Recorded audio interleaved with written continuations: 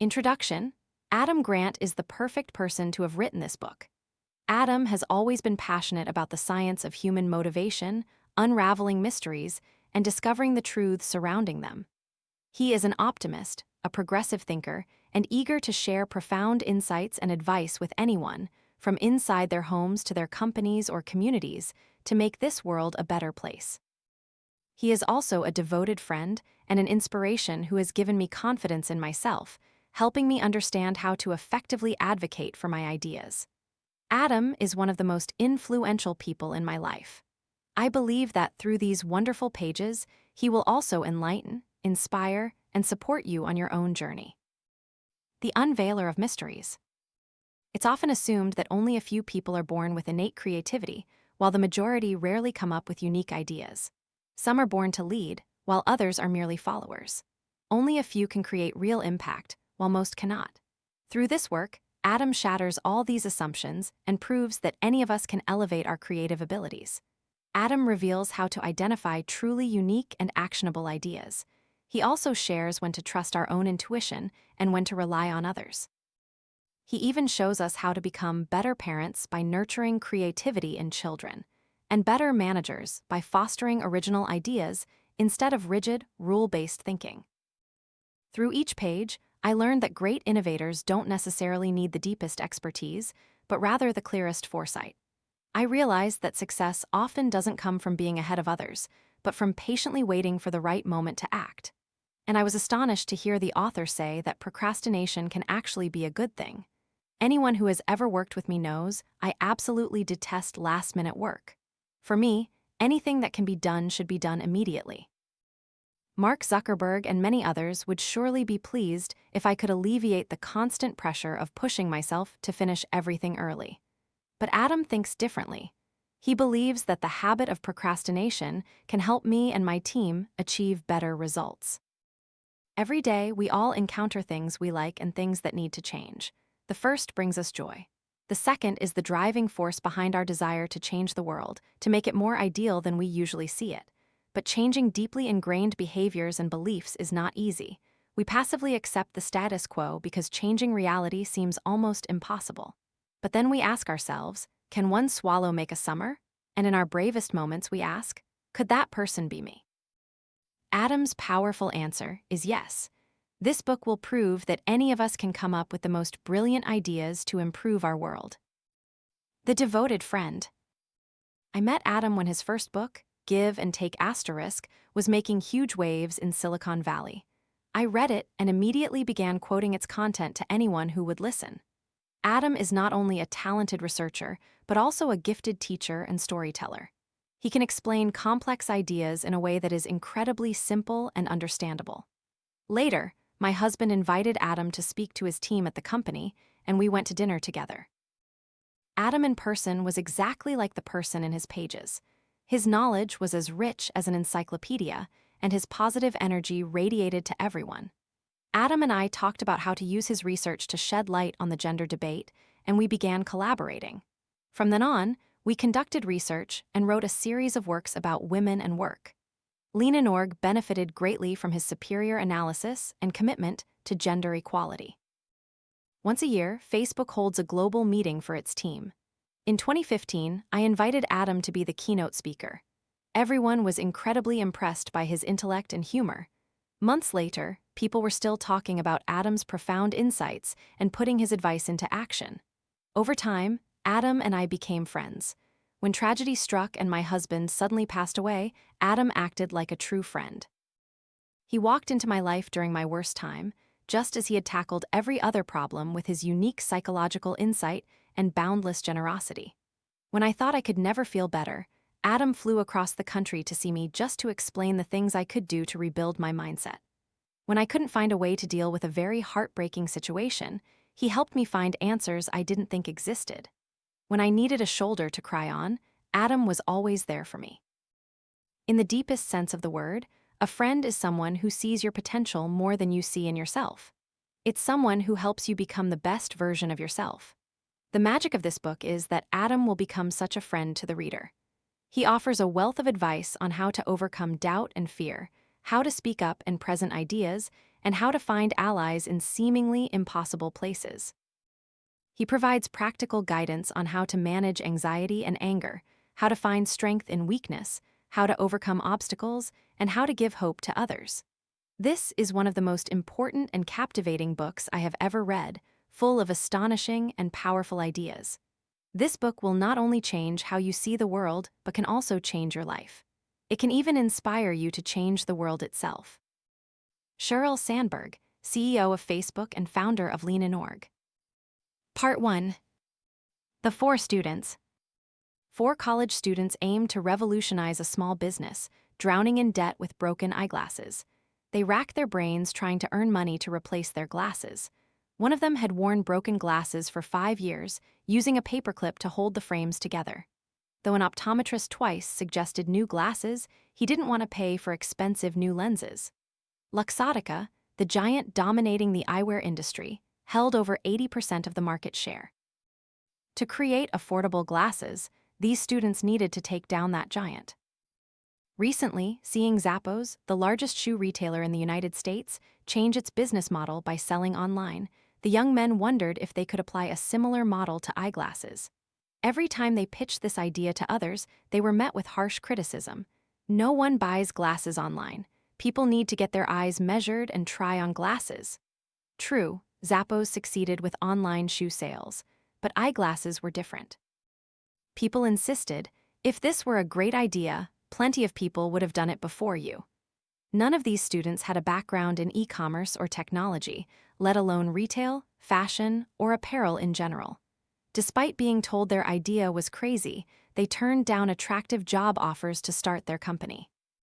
They would sell glasses that typically retailed for $500 in traditional stores for $95 on their website, plus donate a pair of glasses to customers in developing countries. This business model relied on the e-commerce functionality of their website. Without a website, customers couldn't browse or buy products. After struggling to build the website, they finally launched their official site at 4:00 a.m. in February 2010. The company was named Warby Parker, a combination of names from Jack Kerouac's novels, who inspired them to bravely break free from societal chains and pressures to embark on their adventure. They instilled that spirit into their company culture, and their efforts paid off. Initially, the students expected to sell 1 or 2 pairs of glasses a day, but when GQ magazine called them the Netflix of eyewear, they hit their first-year sales target in less than a month.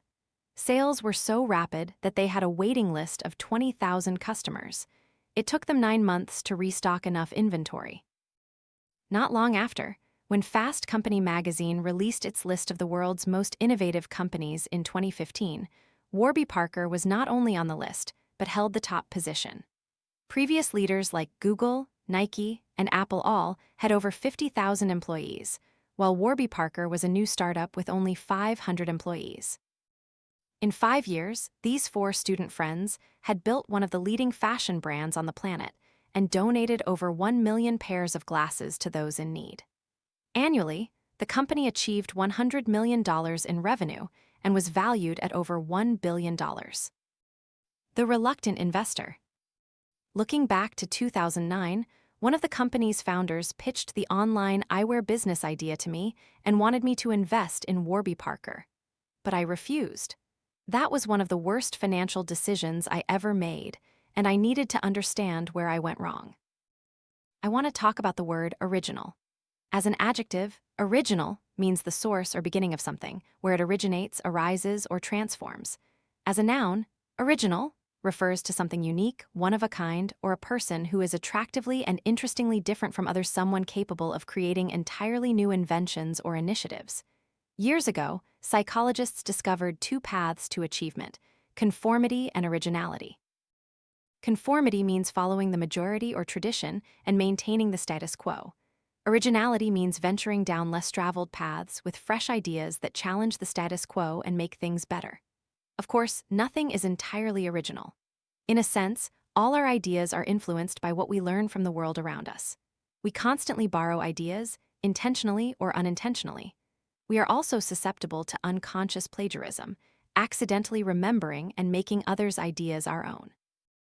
Therefore, I want to define originality as the act of introducing and developing ideas that are somewhat unusual in a given domain, but have the potential to be realized.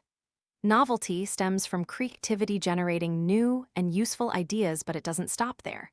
It's also about taking the initiative to make that vision a reality. The Warby Parker founders broke through with their dream of a unique method-selling glasses online and became pioneers by establishing an accessible and affordable online sales channel. This book is about how we can become more original. In fact, there's a surprising clue right in the web browsers you use every day to access the internet. Finding flaws in default designs. Not long ago, economist Michael Hausman led a project to understand why some customer service companies lasted longer than others. With data collected from calls to over 30,000 employees from banks, airlines, and mobile phone companies, he suspected that their hiring histories contained clues about their commitment levels. He thought that those with more job changes would tend to leave earlier, but in reality, this wasn't the case. The intent to leave among employees who had changed 5 jobs in 5 years was no higher than among those who stayed in the same job for 5 years. Searching for other indicators, Hausman noticed that his team had recorded information about the internet browser job applicants used. Suddenly, he had the idea to check if the browser choice was related to the decision to leave a job. He didn't expect to find a correlation, assuming browser preference was entirely a matter of taste. But when he saw the results, he was astonished. Employees who used Firefox or Chrome during the job application process tended to stay in their jobs 15% longer than those using Internet Explorer or Safari. Thinking it was just a coincidence, Hausman conducted a similar analysis on employees who had left their jobs. He obtained a similar pattern of results. Firefox and Chrome users were 19% less likely to be fired than Internet Explorer and Safari users. He then conducted a performance evaluation study. His team collected nearly 3 million data points on sales, customer satisfaction, and average call duration. The results showed that Firefox and Chrome users achieved significantly higher sales and had shorter customer call times, and their customers were more satisfied. Firefox and Chrome users reached high customer satisfaction levels in just 90 days of work, while Internet Explorer and Safari users took up to 120 days. The browsers themselves were not the reason users were chosen, trusted, and succeeded. Rather, it was a signal of their preference for habitual browser use. Why were Firefox and Chrome users more committed and better performers on all their metrics? The obvious answer would be that they were more tech-savvy. So I asked Hausman if he found that. Oh, employees took all sorts of aptitude tests that assess their ability to use keyboard shortcuts, software, and hardware, including typing speed. The results showed that Firefox and Chrome users were not better at using computers, nor were they faster or more accurate typists. Even after evaluating test scores, the browser effect remained unchanged for them. Computer knowledge and skills did not explain their advantage. What made the difference was how asterisk users chose their browser. If you were using a Microsoft desktop computer, Internet Explorer was installed by default with Windows. If you used an Apple computer, it was Safari. Most customer service companies, 2/3, used the default browser and never questioned if there was better software. To install Firefox or Chrome, you had to have some knowledge and download a different browser. Instead of accepting the default, you explored for a better option. And that small, creative act was a gateway to different results. Customer service companies using default browsers like Internet Explorer and Safari often used pre-made scripts for sales calls and followed standard operating procedures to handle customer complaints. They stuck to fixed rules in their job descriptions. So, when dissatisfied with their jobs, they started taking days off or even quitting. Employees who took the initiative to switch from a default browser to Firefox or Chrome had a very different approach to work. They sought new sales methods and handled customer complaints more proactively when faced with unpleasant situations. They focused on problem solving. Because they actively solved problems, they had little reason to quit. They shaped their work as they wished. They created exceptions rather than being bound by any rules. We live in the age of Internet Explorer. Just as most customer service employees, two-thirds, use this pre-installed browser, many of us accept the defaults in our lives. In a series of striking studies, a team led by political psychologist John Jost surveyed people's reactions to undesirable default conditions. Compared to European Americans, African Americans were less satisfied with their economic circumstances, but perceived economic inequality as more legitimate and fair than European Americans did. Compared to those in the highest income tax brackets, those in the lowest income brackets viewed economic inequality as acceptable. Their agreement level was 17% higher. When asked if they would support laws limiting civil rights and press criticism of the government, if such laws were deemed necessary to solve national problems, more than twice as many low-income individuals were willing to give up free speech compared to high-income individuals. After noticing that disadvantaged groups insisted on supporting the status quo more than advantaged groups, Jost and his colleagues concluded, it is paradoxical that those who suffer the most from an institution are often the least likely to question, challenge, reject, or change it. To explain this peculiar phenomenon, Jost's team developed a theory of system justification. The core idea is that people tend to rationalize the status quo, even when it goes against their own interests. In one study, they tracked Democratic and Republican candidates before the 2000 U.S. presidential election. When George W. Bush won more votes, Republicans rated him as more likable, and strangely, Democrats also agreed as they prepared to explain the outcome. The same thing happened when Al Gore's chances of success increased. Both Republicans and Democrats rated him as more favorable. Regardless of political ideology, when a candidate is on a winning streak, people like them more. When their chances of success decline, people like them less. System justification provides comfort. It's an emotional pain reliever. If something is just the way it is, we don't have to be upset about it. Of course, this kind of acceptance also robs us of the courage to stand up against injustice and the creative will to seek other, potentially more effective, alternatives. The hallmark of originality is refusing the default and discovering better options. I have spent over a decade researching this issue, and it turns out it's not as difficult as I predicted. The starting point is curiosity. Ask yourself why these defaults exist in the first place. Déjà vu happens when we encounter something new but feel like we've seen it before. Vuejadu is the opposite. We face something very familiar but with a fresh perspective that helps us generate new ideas for specific problems. Without a vuejadu moment, Warby Parker would not exist. When the founders sat in computer labs late at night brainstorming the company, they had a combined 60 years of wearing glasses. Glasses were always unreasonably expensive, but they accepted this status quo as natural, never questioning it until their company was born. That thought never entered my mind, co-founder Dave Gilboa said. I always saw them as health-related purchases. Once the doctor sold me glasses, I trusted that the price was reasonable.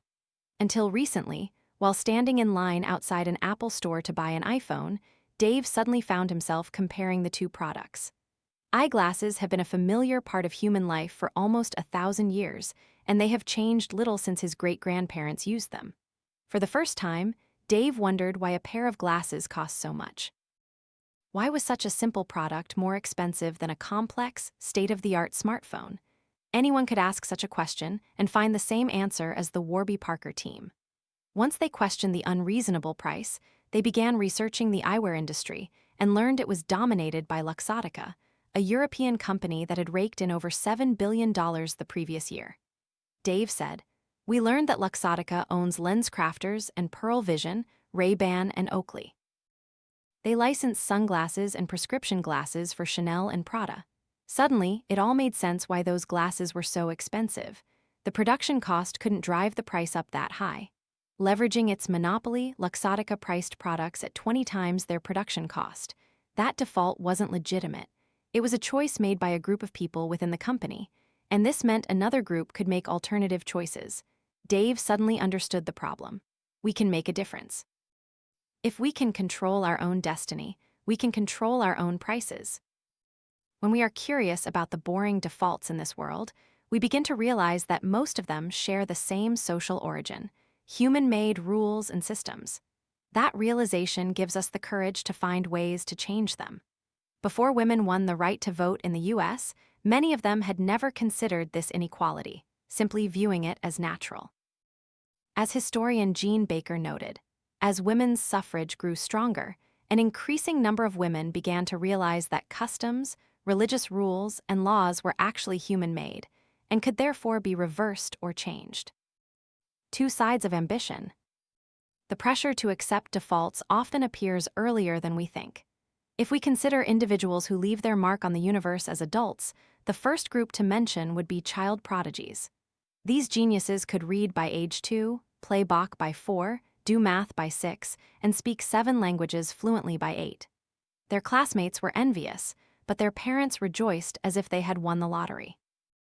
However, according to literary critic T.S. Eliot, they often tend to end their careers in sorrow, not glory. Child geniuses, it turns out, are not born to change the world. When psychologists studied the most outstanding and influential people in history, they discovered that many of them were not child prodigies. And if you gather a large group of child prodigies and follow their lives, you'll find they don't shine brighter than their average peers. Intuitively, this makes sense to us. We assume child geniuses are well-versed in academic knowledge but lack practical skills. While they possess superior intelligence, they lack social, emotional, and practical life skills. However, looking at the evidence, this explanation seems unfounded, as less than 25% of child prodigies suffer from emotional and social problems. The majority of them are socially well-adjusted. For example, they are extremely enthusiastic about a spelling bee at a cocktail party. Although child prodigies are often rich in both talent and ambition, what holds them back from changing the world is that they don't know how to be original or different. So when they perform at Carnegie Hall, win science Olympiads, or become chess champions, the tragedy occurs. Practice makes them perfect, but doesn't create anything new. They learn Mozart's sparkling melodies and Beethoven's beautiful symphonies, but they themselves can never compose unique music. They focus their energy on absorbing existing scientific knowledge, but don't create new concepts. They adapt to the rules of pre-programmed games instead of inventing new ones. On their life's journey, they strive to gain their parents' satisfaction and their teachers' praise. Studies have shown that the most creative children are the least likely to be teachers' pets. In one study, elementary school teachers listed their most and least favorite students, then evaluated both groups across a catalog of traits. The least favorite students were disobedient. They made their own rules. Teachers tended to discriminate against highly creative students, labeling them as troublemakers. To survive in class, these children quickly learned to adapt to the curriculum set by their teachers, but kept their unique ideas to themselves. As William Derryzewix would put it, they would become the world's most excellent sheep. In adulthood, many prodigies become experts in their fields and leaders in their organizations. However, only a few of these child geniuses become true innovators. Psychologist Ellen Winner lamented, "They suffer a painful transition from a child who learns quickly and easily in an established environment to an adult who is capable of building their own career." Most prodigies never make those leaps. They apply their extraordinary abilities in conventional ways, doing work without questioning what exists or is defaulted, or making no new waves. In every field they enter, they maintain a certain level of safety by following conventional paths to success. They become ordinary doctors who make no effort to reform a flawed healthcare system that prevents many patients from paying for care that was deficient from the start. They become lawyers defending clients for violating outdated laws without trying to change the laws. They become teachers who prepare lesson plans without ever asking what their students are learning for. Although we rely on them to keep the world running smoothly, they make us operate as if we are on a treadmill. Prodigies often lack the drive for achievement. To succeed, they must be responsible for creating the world's greatest achievements. When we are determined to excel, we are motivated to work harder, more persistently, and smarter. But when a culture is filled with a significant number of achievements, originality manifests in a few other characteristics. However, the urge for very high achievement can overshadow originality. The more you desire achievement, the more you fear failure. Instead of aiming for one-of-a-kind achievements, the intense desire for success makes us settle for safe, and therefore unremarkable, results. Psychologists Todd Lubart and Robert Sternberg noted that once people pass a moderate threshold of achievement motivation, they become less creative. The drive for success, coupled with the fear of failure, has hindered the emergence of history's greatest innovators and change-makers. Concerned with maintaining stability and achieving conventional accomplishments, they don't pursue originality. Instead of being fully prepared for the journey ahead, they are swayed, persuaded, and forced to carve out their own niche. If a critical mass of people were not convinced to engage in original behavior, the United States might not exist. The civil rights movement might only be a dream. The Sistine Chapel ceiling might be bare. We might still believe the sun revolves around the earth, and personal computers might never have become globally widespread. From our vantage point today, the Declaration of Independence seems like a sure thing, but it almost didn't happen due to the reluctance of key revolutionaries. Pulitzer Prize-winning historian Jack Rakove recounts that those who played commanding roles in the American Revolution were not like revolutionaries, but rather people with vivid imaginations. They only became self-sacrificing revolutionaries later. In the years leading up to the war, John Adams feared British retaliation and hesitated to abandon his nascent legal career. He only began participating after being elected a delegate to the First Continental Congress. George Washington focused on managing his wheat, flour, fish, and stud horse businesses. He only became involved in the dispute after Adams nominated him as Commander-in-Chief of the Army. "I have made every effort to avoid participating in these wars," Washington wrote. Nearly 2 centuries later, Martin Luther King Jr. worried about leading the civil rights movement. He only dreamed of becoming a pastor and university president. In 1955, the movement suddenly erupted after a black woman, Rosa Parks, was arrested for refusing to give up her bus seat to a white man, as mandated by Jim Crow laws. They agreed to form the Montgomery Improvement Association and launch the bus boycott. And one of the attendees nominated King to be the association's president. King said it happened so fast that "I didn't even have time to think.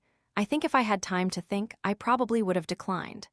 Just 3 weeks earlier, King and his wife, Coretta, had agreed that "I should not take on any heavy community responsibilities because I had to finish my dissertation and needed to focus more on my church work."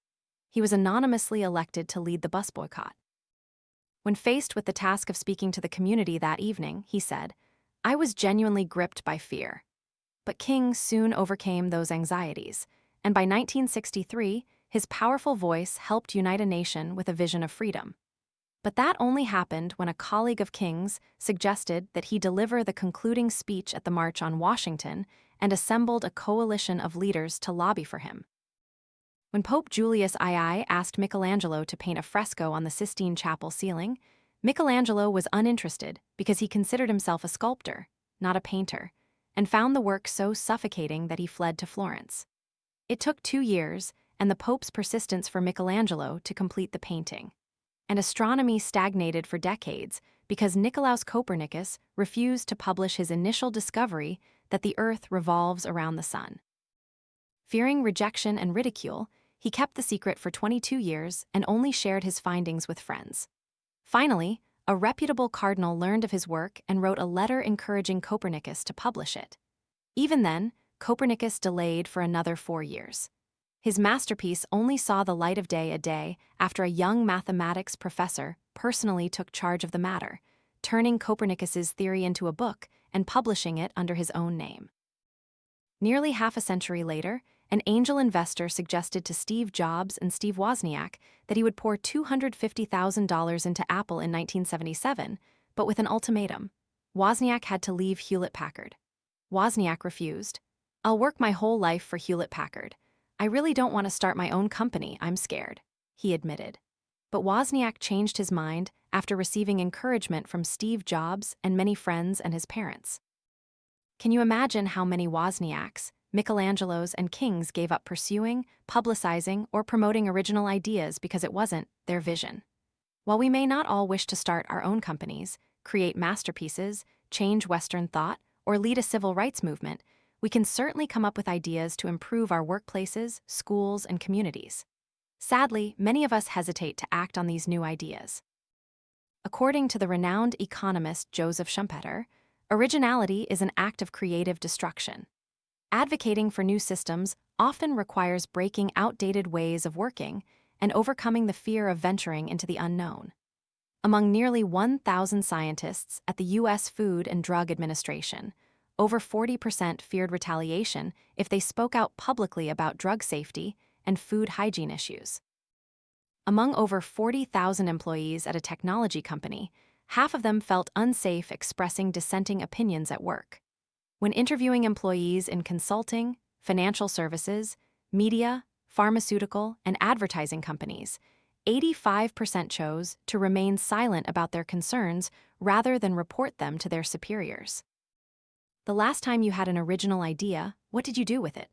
Although America is a land that celebrates individualism and self-expression, in the pursuit of perfection and in the fear of failure, most of us choose to conform rather than excel.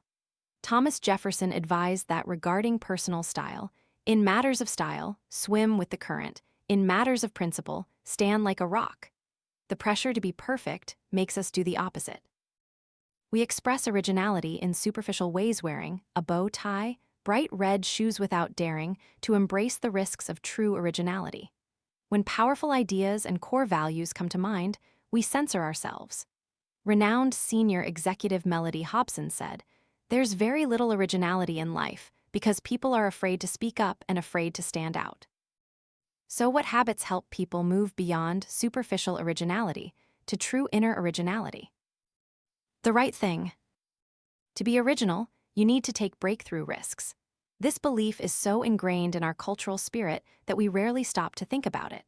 We admire astronauts like Neil Armstrong and Sally Ride for the right reasons because they bravely left the only planet humanity inhabits and ventured into space. We applaud heroes like Mahatma Gandhi and Martin Luther King Jr., who, driven by strong convictions, risk their lives for cherished moral principles. We idolize icons like Steve Jobs and Bill Gates for dropping out of college, enduring multiple bankruptcies, and living in garages to resolutely turn their technological visions into reality. When we marvel at the unique individuals who sparked creativity and drove changes in the world, we tend to assume they are very different.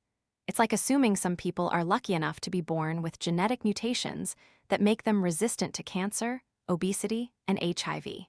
Thus, we believe that great innovators are born with a biological immunity to risk. They are thought to embrace uncertainty and disregard social approval. They simply don't worry about the consequences of nonconformity. They are programmed to break beliefs, incite rebellion, create disruptive revolutions, operate independently, going against the trend, unaffected by fear, rejection, or ridicule. The term entrepreneur, coined by economist Richard Cantillon, literally means risk-taker.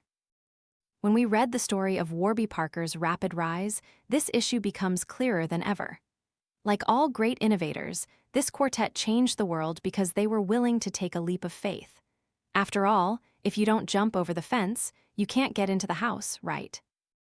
6 months before Warby Parker launched, one of the founders sat in my Wharton classroom, tall, with a friendly face, curly black hair, and a calm demeanor.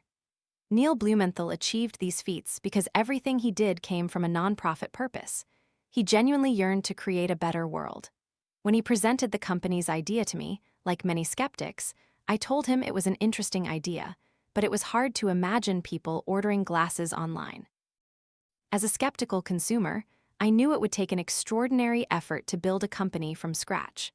But when I learned that Neil and his friends had dedicated all their time to preparing for the launch, all my thoughts about their failure completely vanished.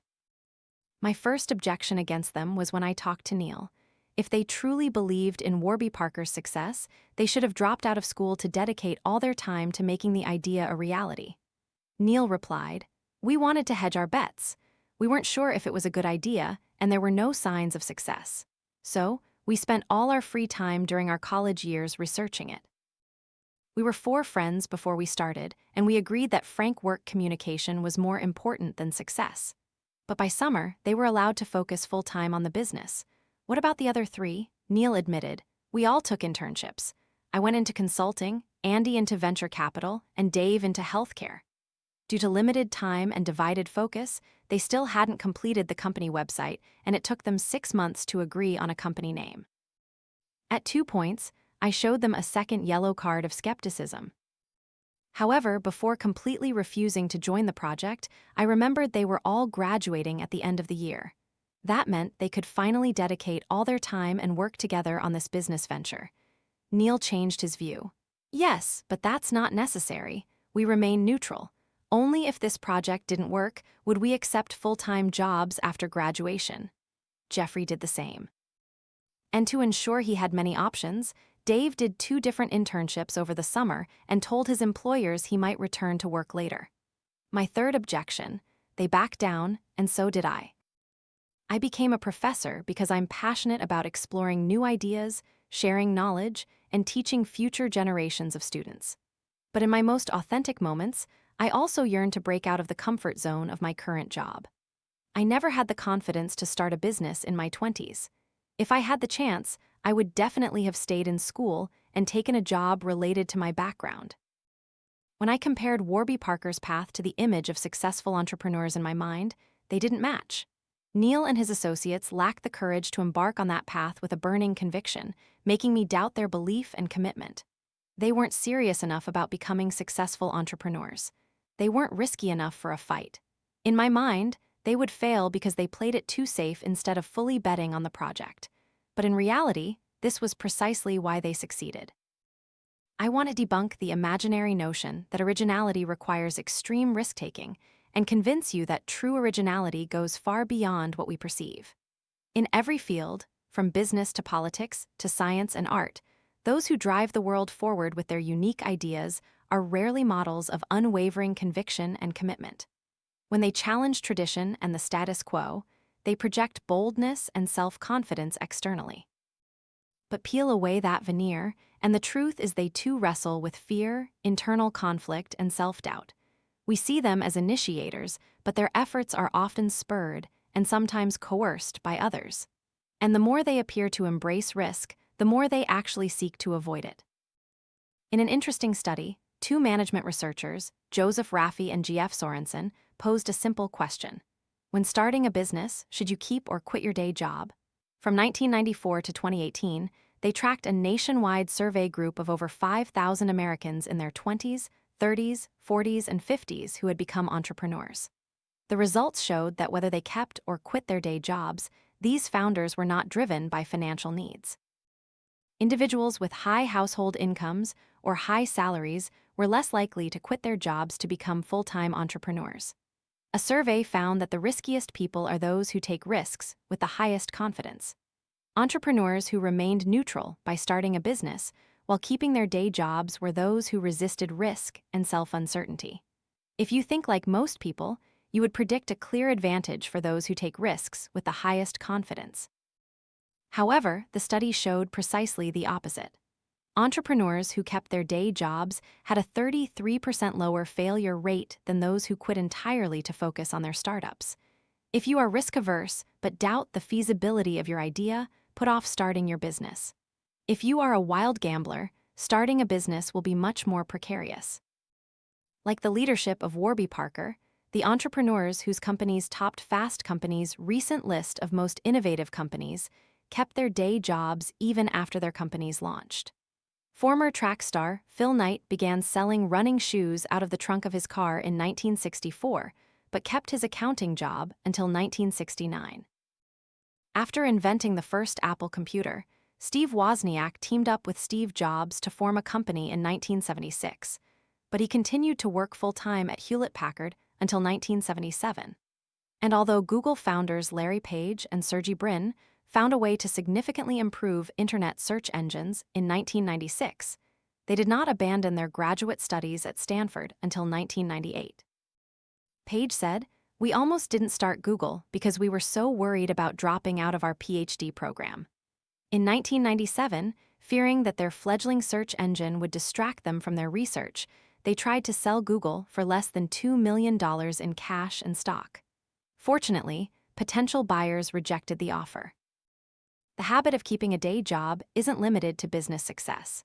Many influential creative minds maintain full-time jobs or pursue their studies even after earning income from major projects.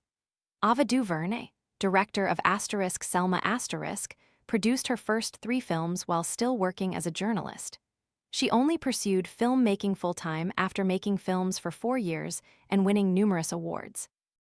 Brian May was pursuing a PhD in astrophysics when he started playing guitar in a new band, but he didn't abandon his research until several years later to dedicate his entire career to the rock band Queen. Not long after, he wrote, "We Will Rock You."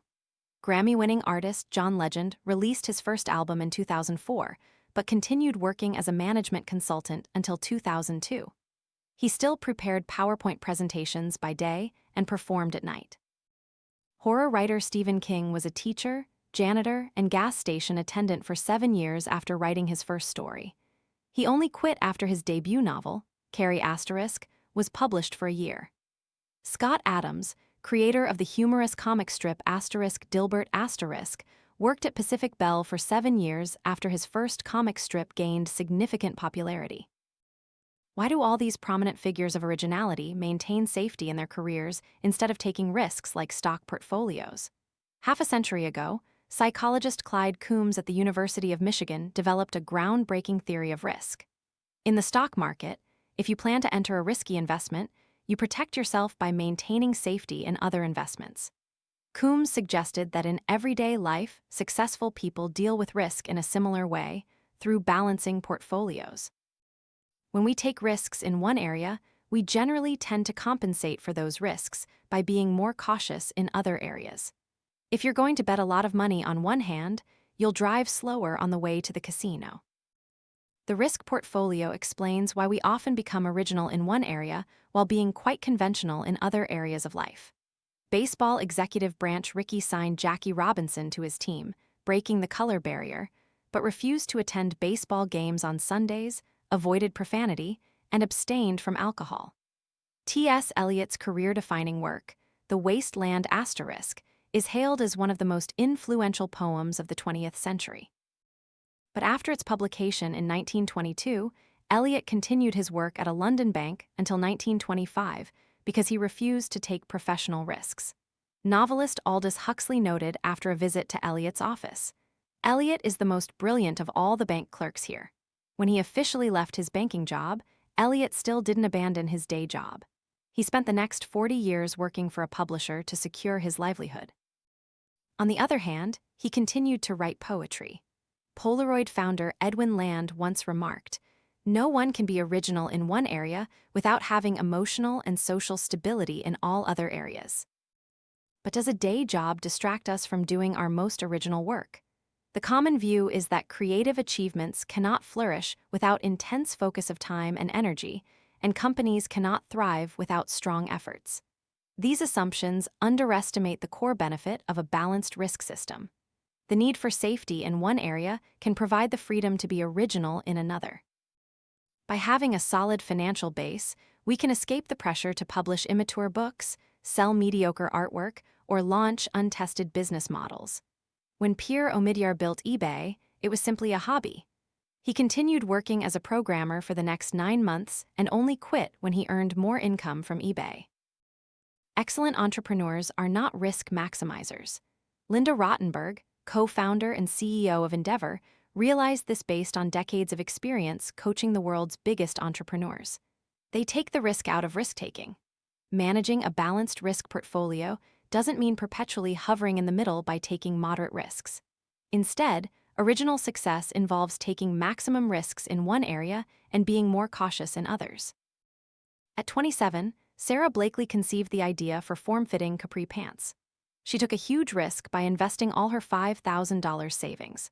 To balance her risk portfolio, she maintained a full-time job selling fax machines for the next 2 years, then spent evenings and weekends designing prototypes, saving money by writing her own patent application instead of hiring a lawyer.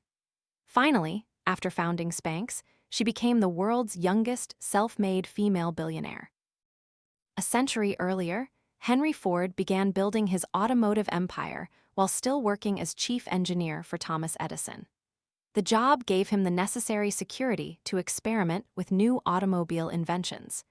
He continued working under Edison for 2 years after building his carburetor and 1 year after receiving a patent for it. What about Bill Gates? Didn't he famously drop out of prestigious Harvard University to start the Microsoft empire? Gates wrote his first software program as a sophomore. He waited a full year before leaving school. Even then, he didn't quit outright, but balanced his risk portfolio by taking a leave of absence. Entrepreneur Rick Smith noted, "Instead of being one of the world's greatest risk takers, Bill Gates is more accurately seen as one of the greatest risk minimizers." This risk minimization model made a breakthrough for Warby Parker. Two of the co-founders, Neil Blumenthal and Dave Gilboa, became co-CEOs of the company. They rejected the standard advice to choose a single leader, believing it would be safer to have 2 people in leadership positions. This co-CEO model generated positive market reactions and increased the company's value from the start. "Priority number 1 has to be risk minimization," Dave said. "Warby Parker was not the basket into which I wanted to put all my eggs." After founding the company, he continued to explore other business opportunities by monitoring scientific discoveries within the university to assess their commercial potential. Providing backup options helped the founders gain confidence in an unproven assumption. Would people be willing to buy glasses online? Instead of merely acknowledging these uncertainties, they actively worked to mitigate the risks. "We constantly discussed ways to mitigate business risks," Neil said. "This entire journey was a series of should and should not decisions. At every stage, we conducted checks and balances." The 4 friends participated in a business class and spent months refining their business plan to minimize risk. To make customers more comfortable with the unfamiliar method of buying glasses online, they decided to offer free returns. But individual and group surveys showed people were still hesitant to order glasses online. Neil recalled, "Many people didn't order. That really made us doubt the entire business plan. That was the moment we lost significant faith." That brought them back to the original plan. After lengthy discussions, the team came up with a solution: implement a free home try-on program.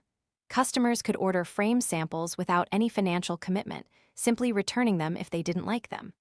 This plan would actually be less expensive than the previous free returns.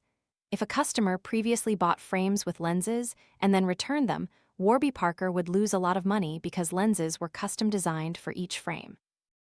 But if customers only tried on frame samples and returned them, the company could reuse them. Now, Dave was confident and committed. "I decided that we had to be prepared to dedicate all our time to this work. That wasn't a risk. It wasn't like I was taking a big leap of faith." The free home try-on program was so popular that Warby Parker had to temporarily suspend it within 48 hours of its launch. The risk-averse innovator. There's growing evidence that entrepreneurs are not as risk-loving as most of us. And that's a rare conclusion that all economists, sociologists, and psychologists have actually agreed upon. In a study surveying over 800 Americans, entrepreneurs and employed adults were asked to choose one of 3 desired investment portfolios. A portfolio generating $5 million in profit with a 20% chance of success. B, a portfolio generating $2 million in profit with a 50% chance of success. C, a portfolio generating $1.25 million in profit with an 80% chance of success. Entrepreneurs were more likely to choose the last option, the safest choice. This held true regardless of income, wealth, age, gender, business experience, marital status, education, household size, and expectations of how other businesses would perform. The authors concluded, "We found that entrepreneurs are more risk-averse than the general population." This is just the result of an optional survey. But when you look at the actual behavior of entrepreneurs, you'll find how much they avoid dangerous risks. Economists found that from adolescence, successful entrepreneurs broke rules and defied prohibitions 3 times more often than their peers. However, when you look deeper into their specific business-related behaviors, when establishing manufacturing companies, these adolescents only took calculable risks. When psychologists studied American twins and Swedish citizens, this research yielded similar results. Through these 3 studies, those who became successful entrepreneurs often had an adolescence that defied parental advice, hung out with friends despite curfews, skipped school, stole, gambled, drank alcohol, and smoked marijuana. However, they did not engage in dangerous activities like drunk driving, buying illegal drugs, or stealing valuable items. All of this was true regardless of their socioeconomic status or their parents' household income. Originality manifests in attitudes toward risk. Some people love skydiving while others are terrified. To be original, you need to try new things, which means taking some risks. But the most successful originality doesn't come from those who are fearless, who just jump before looking. They are those who reluctantly tiptoe to the edge of the cliff, calculate the slope, double-check their parachute 3 times, and set up a safety net below, a fallback in any situation.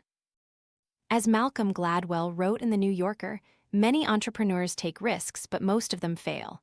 They're not success stories. Disregarding social conventions is not the differentiating factor that leads people down an original path. In a comprehensive analysis of 60 studies involving over 15,000 entrepreneurs, those who cared less about pleasing others were often less likely to become entrepreneurs or make breakthroughs for their companies. We can see a similar pattern in politics. When hundreds of historians, psychologists, and political scientists commented on U.S. presidents, they found that the weakest leaders were those who followed the will of the people and the precedents set by their predecessors. The greatest presidents were those who dared to challenge the status quo and brought about rapid changes to improve many of the country's problems. Yet these behaviors were completely unrelated to whether they had a deep concern for public approval and social harmony. Abraham Lincoln is often known as the greatest president in U.S. history. When experts rated presidents based on the desire to please others and avoid conflict, Lincoln scored highest on the list. He spent 4 hours a day handling office work with citizens and pardoned Civil War deserters. Before signing the Emancipation Proclamation, Lincoln wrestled for over 6 months with the decision of whether to free the slaves. He wondered if he had the constitutional authority to do so. He worried that his decisions could lose the support of the southern border states, create more war, and devastate the country. Originality is not a fixed trait. It is a free choice. Lincoln was not innately original, so engaging in unprogrammed debates was not in his genes but an act of conscious will. The great thinker W.E.B. Du Bois wrote, "He was one of us, and he became Abraham Lincoln." Often, control is lost within our own daily work and lives. Several years ago, Google asked Amy Resniski, a talented professor at Yale University, to help with a series of administrative and sales tasks. These were jobs where the person performing them lacked the freedom, perception, status, or opportunity to participate in exciting projects like the company's engineers. I traveled with her and another colleague, Justin Berg, to California, New York, Dublin, and London in search of solutions. Many employees were so dedicated to Google that they revealed they accepted their jobs as defaults because they believed that the work and interactions with others in their jobs created a solid foundation that they didn't question whether they needed to adjust them.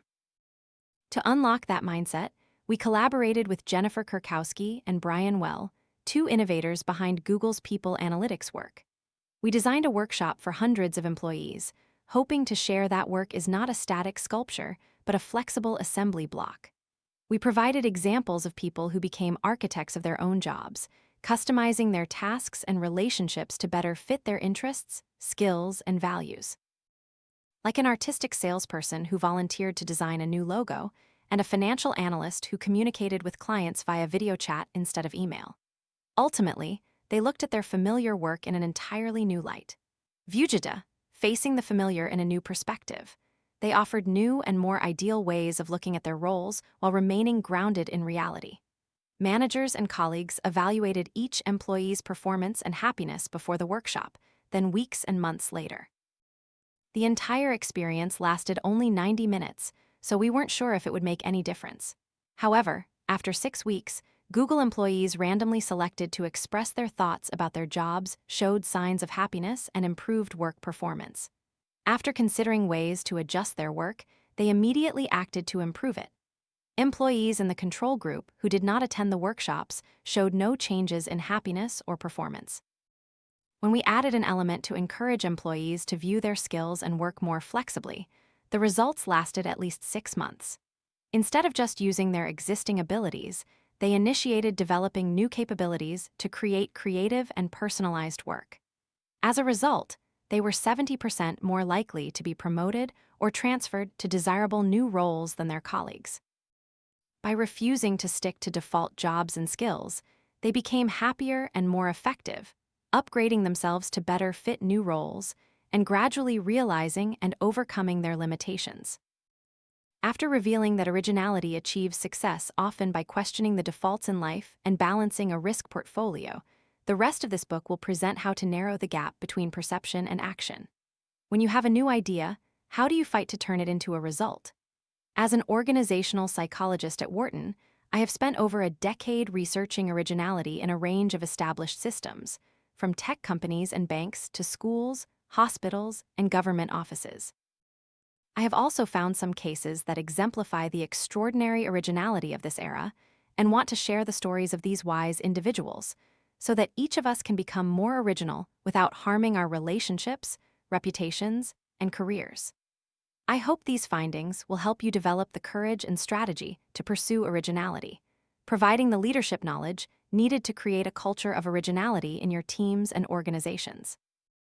Using research and stories from all fields from business to politics to sports and entertainment, I will focus on the seeds of creative, ethical, and organizational change, along with the barriers that impede progress. The first part of this book focuses on managing proposed risks, identifying and expressing original ideas.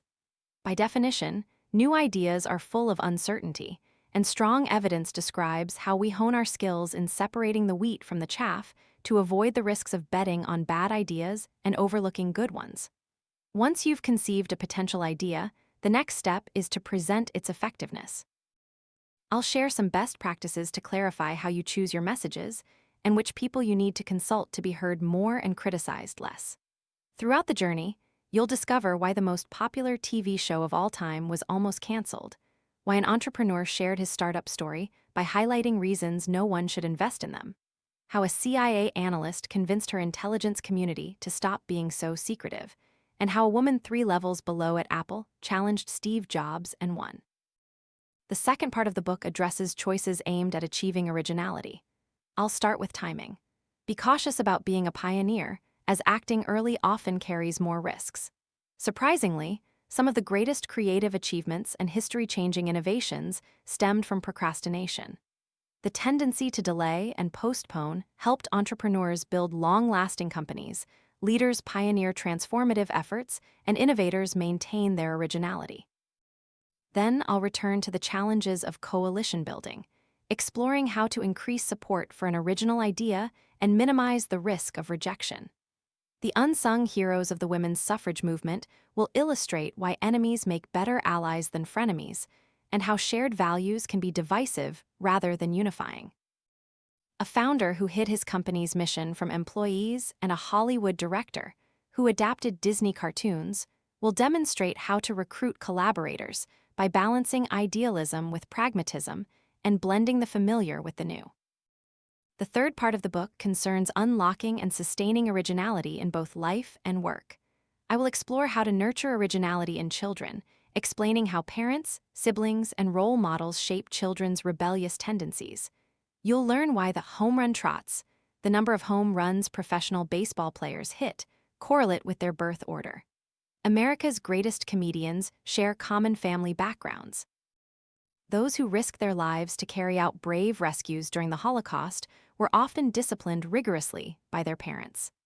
A nation's innovation and economic growth can stem from the books we read to our children.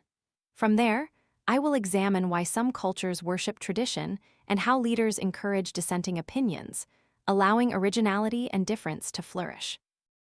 You'll learn a lot from a brilliant financial billionaire who fired employees for not criticizing him, an inventor who struggled to disseminate his achievements, and an expert who helped change unwritten norms at NASA after the Space Shuttle Columbia disaster. I will conclude with reflections on the emotional factors that prevent us from pursuing originality. You will gain insight into managing fear and indifference from a group of 20-somethings who fought to overthrow a dictator, and a lawyer who battled climate change while swimming in the Arctic. These examples demonstrate that silence is not the best way to conquer anxiety, but is counterproductive when we are angry, and that pessimism can sometimes bring more energy than optimism. Ultimately, it is those who dare to challenge the status quo who drive the world forward. After years of researching and interacting with them, I find their internal experiences are no different from ours. They feel the same fears and doubts as most of us. What makes them different is that they act anyway. Deep down, they realize that even if they fail, they will regret it less than not trying at all. Part 2. The Astute Investor and the Blind Investor. The art and science of identifying original ideas.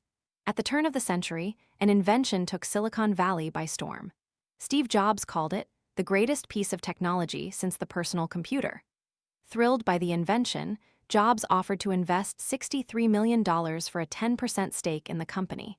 When the inventor refused, Jobs did something uncharacteristic.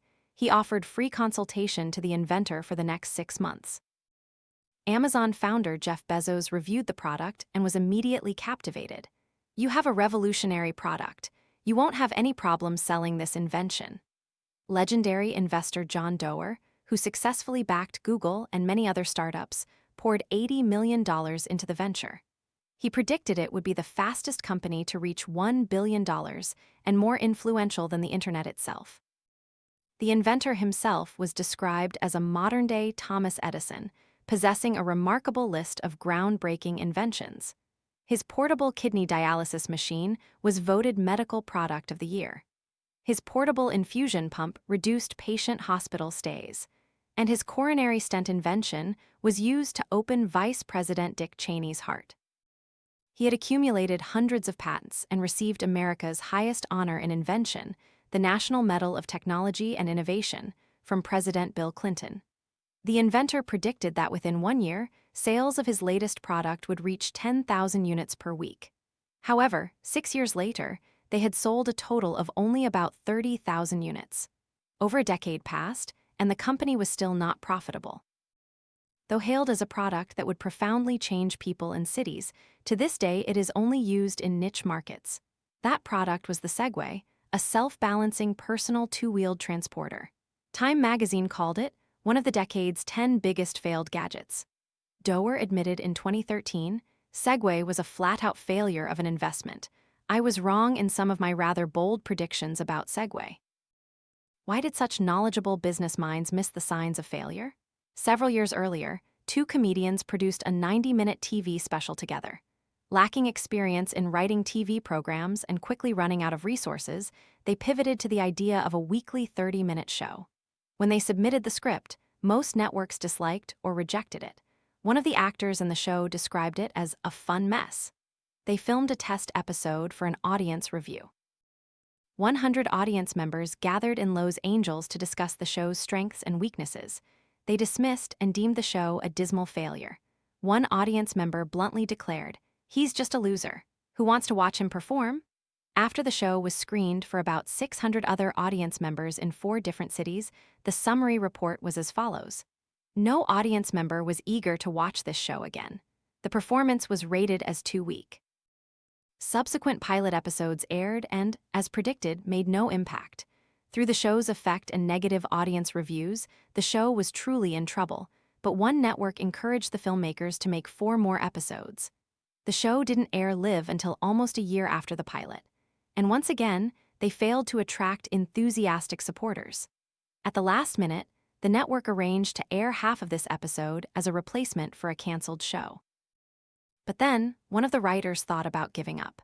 They had no more ideas, but the good news is he later changed his mind and continued writing the script.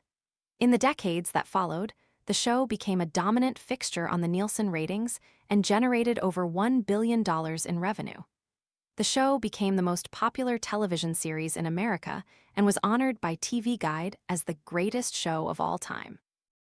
If you've ever complained about someone talking too close to you, chastised a partygoer for double-dipping a chip into a shared bowl of dip, and warned them, "There's nothing wrong with that," or refused someone by saying, "No dip for you," that's when you're using phrases from the show Seinfeld *. So why did TV network executives have so little faith in Seinfeld? When we lament the lack of originality in this world, we often blame a deficit of creativity. Only by generating many new ideas can we hope for things to get better. But in reality, the biggest barrier to originality isn't generating ideas, but selecting them. In one analysis, over 200 people conceived more than 1,000 ideas for new projects and products. 87% of those ideas were highly original. Companies, communities, and nations are not short of ideas. They simply lack excellent people who can choose new ideas correctly. Segway is a classic case of a false positive idea predicted to be a hit, but turned out not to be. Seinfeld reflects a false negative predicted to fail, but ultimately became a huge success. This chapter will address the barriers and best practices in idea selection to minimize betting on bad ideas. I have found skilled forecasters, people who have learned to avoid both false positives and false negatives. You will have the opportunity to meet two venture capitalists who predicted Segway's failure and an NBC executive who didn't even work in comedy, but enthusiastically supported and funded Seinfeld *. Their method is to study the relative importance of intuition and analysis in evaluating ideas, as well as how to assess the passion of the people behind these ideas. You will understand why managers and audiences find it difficult to accurately evaluate new ideas and how we can make better decisions when seizing an opportunity. The creative tightrope walk. The inventor of the Segway was a technology expert named Dean Kamen, whose wardrobe consisted of a single uniform: denim shirt, jeans, and work boots. When I asked venture capitalists to describe Kamen, their most common reaction was, "A wizard." At 16, he single-handedly redesigned a museum's lighting system and persuaded the president to implement it. In the 1970s, he invented a portable infusion pump that brought him enough profit to buy a jet, a helicopter, and a mansion in New Hampshire, complete with a computer store, an electronics lab, and a baseball field. In the 1980s, his portable kidney dialysis machine achieved resounding success. In the 1990s, Kamen designed the iBot, a wheelchair that could climb stairs. Recognizing the widespread applicability of this technology, he and his team created the Segway. The purpose of this design was to build a fuel-efficient and safe vehicle to prevent pollution and help individuals navigate crowded cities. Because the vehicle was small, lightweight, and self-balancing, it was not only suitable for mail carriers, police, and golfers, but also had the potential to fundamentally change how people move every day. Segway was the greatest technology Kamen had ever created, and he predicted that Segway's competition with cars would be similar to cars' competition with horse-drawn carriages. But can creators ever be objective targets for others to evaluate their own creative ideas? One of my former students, Justin Berg, now a talented professor at Stanford University, has researched this issue for years. Berg specializes in creative forecasting, the art of predicting the success of novel ideas. In one study, he showed circus performance videos to different groups of people and asked them to predict how popular each act would be. Circus artists from Cirque du Soleil and other troupes predicted the popularity of videos featuring themselves. Circus managers also watched the videos and made their predictions. To test the accuracy of the predictions, Berg measured the actual success of each performance by tracking the number of audience members who liked, shared, and sponsored the videos. He invited over 13,000 people to rate the videos. They also had the opportunity to share the videos via Facebook, Twitter, Google+, email, and received a 10-cent bonus which they could then donate to the performers. The creators felt very bad knowing the audience's ratings for their own performances. On average, when ranking their own videos compared to the performances of 9 other circus artists, they placed themselves too high. Managers, however, were more realistic. They kept a distance from the performances and viewed them more neutrally. Social scientists have long known that people tend to be overconfident when evaluating themselves. Here are some highlights of those findings. High school seniors. 70% reported having above-average leadership skills compared to 2% below average. For ability to cooperate with others, 25% rated themselves in the top 1% and 60% in the top 10%. College professors. 94% rated themselves as performing above average. Engineers at 2 different companies. 32% and 42% rated themselves in the top 5% of best employees. Entrepreneurs. When 3,000 small business owners rated the probability of success for various companies, they rated their own business prospects at an average of 8.1 out of 10, but only rated similar businesses at 5.9 out of 10. Overconfidence can be a particularly difficult bias to overcome in creative fields. When you come up with a new idea, by definition, it is unique. You dismiss all past feedback on previous ideas. Even if your previous ideas failed, you assume this idea is different. When developing an idea, we often focus too much on our own tastes and forget the audience's tastes to make accurate assessments. We get intoxicated in the eureka moment or the joy of overcoming an obstacle. Brandon Tartikoff, senior president of NBC's entertainment division, frequently reminded his producers, "No one walks in here with a bad idea." To some extent, entrepreneurs and inventors must truly believe in the success rate of their ideas, otherwise, they wouldn't have enough motivation to pursue them. But even after learning about audience preferences, they can easily fall victim to what psychologists call confirmation bias, focusing on the strengths of ideas, ignoring or downplaying their limitations. After a career researching creative productivity, psychologist Dean Simonton found that even geniuses struggled with recognition after achieving resounding success. In music, Beethoven was known as a self-aware critic.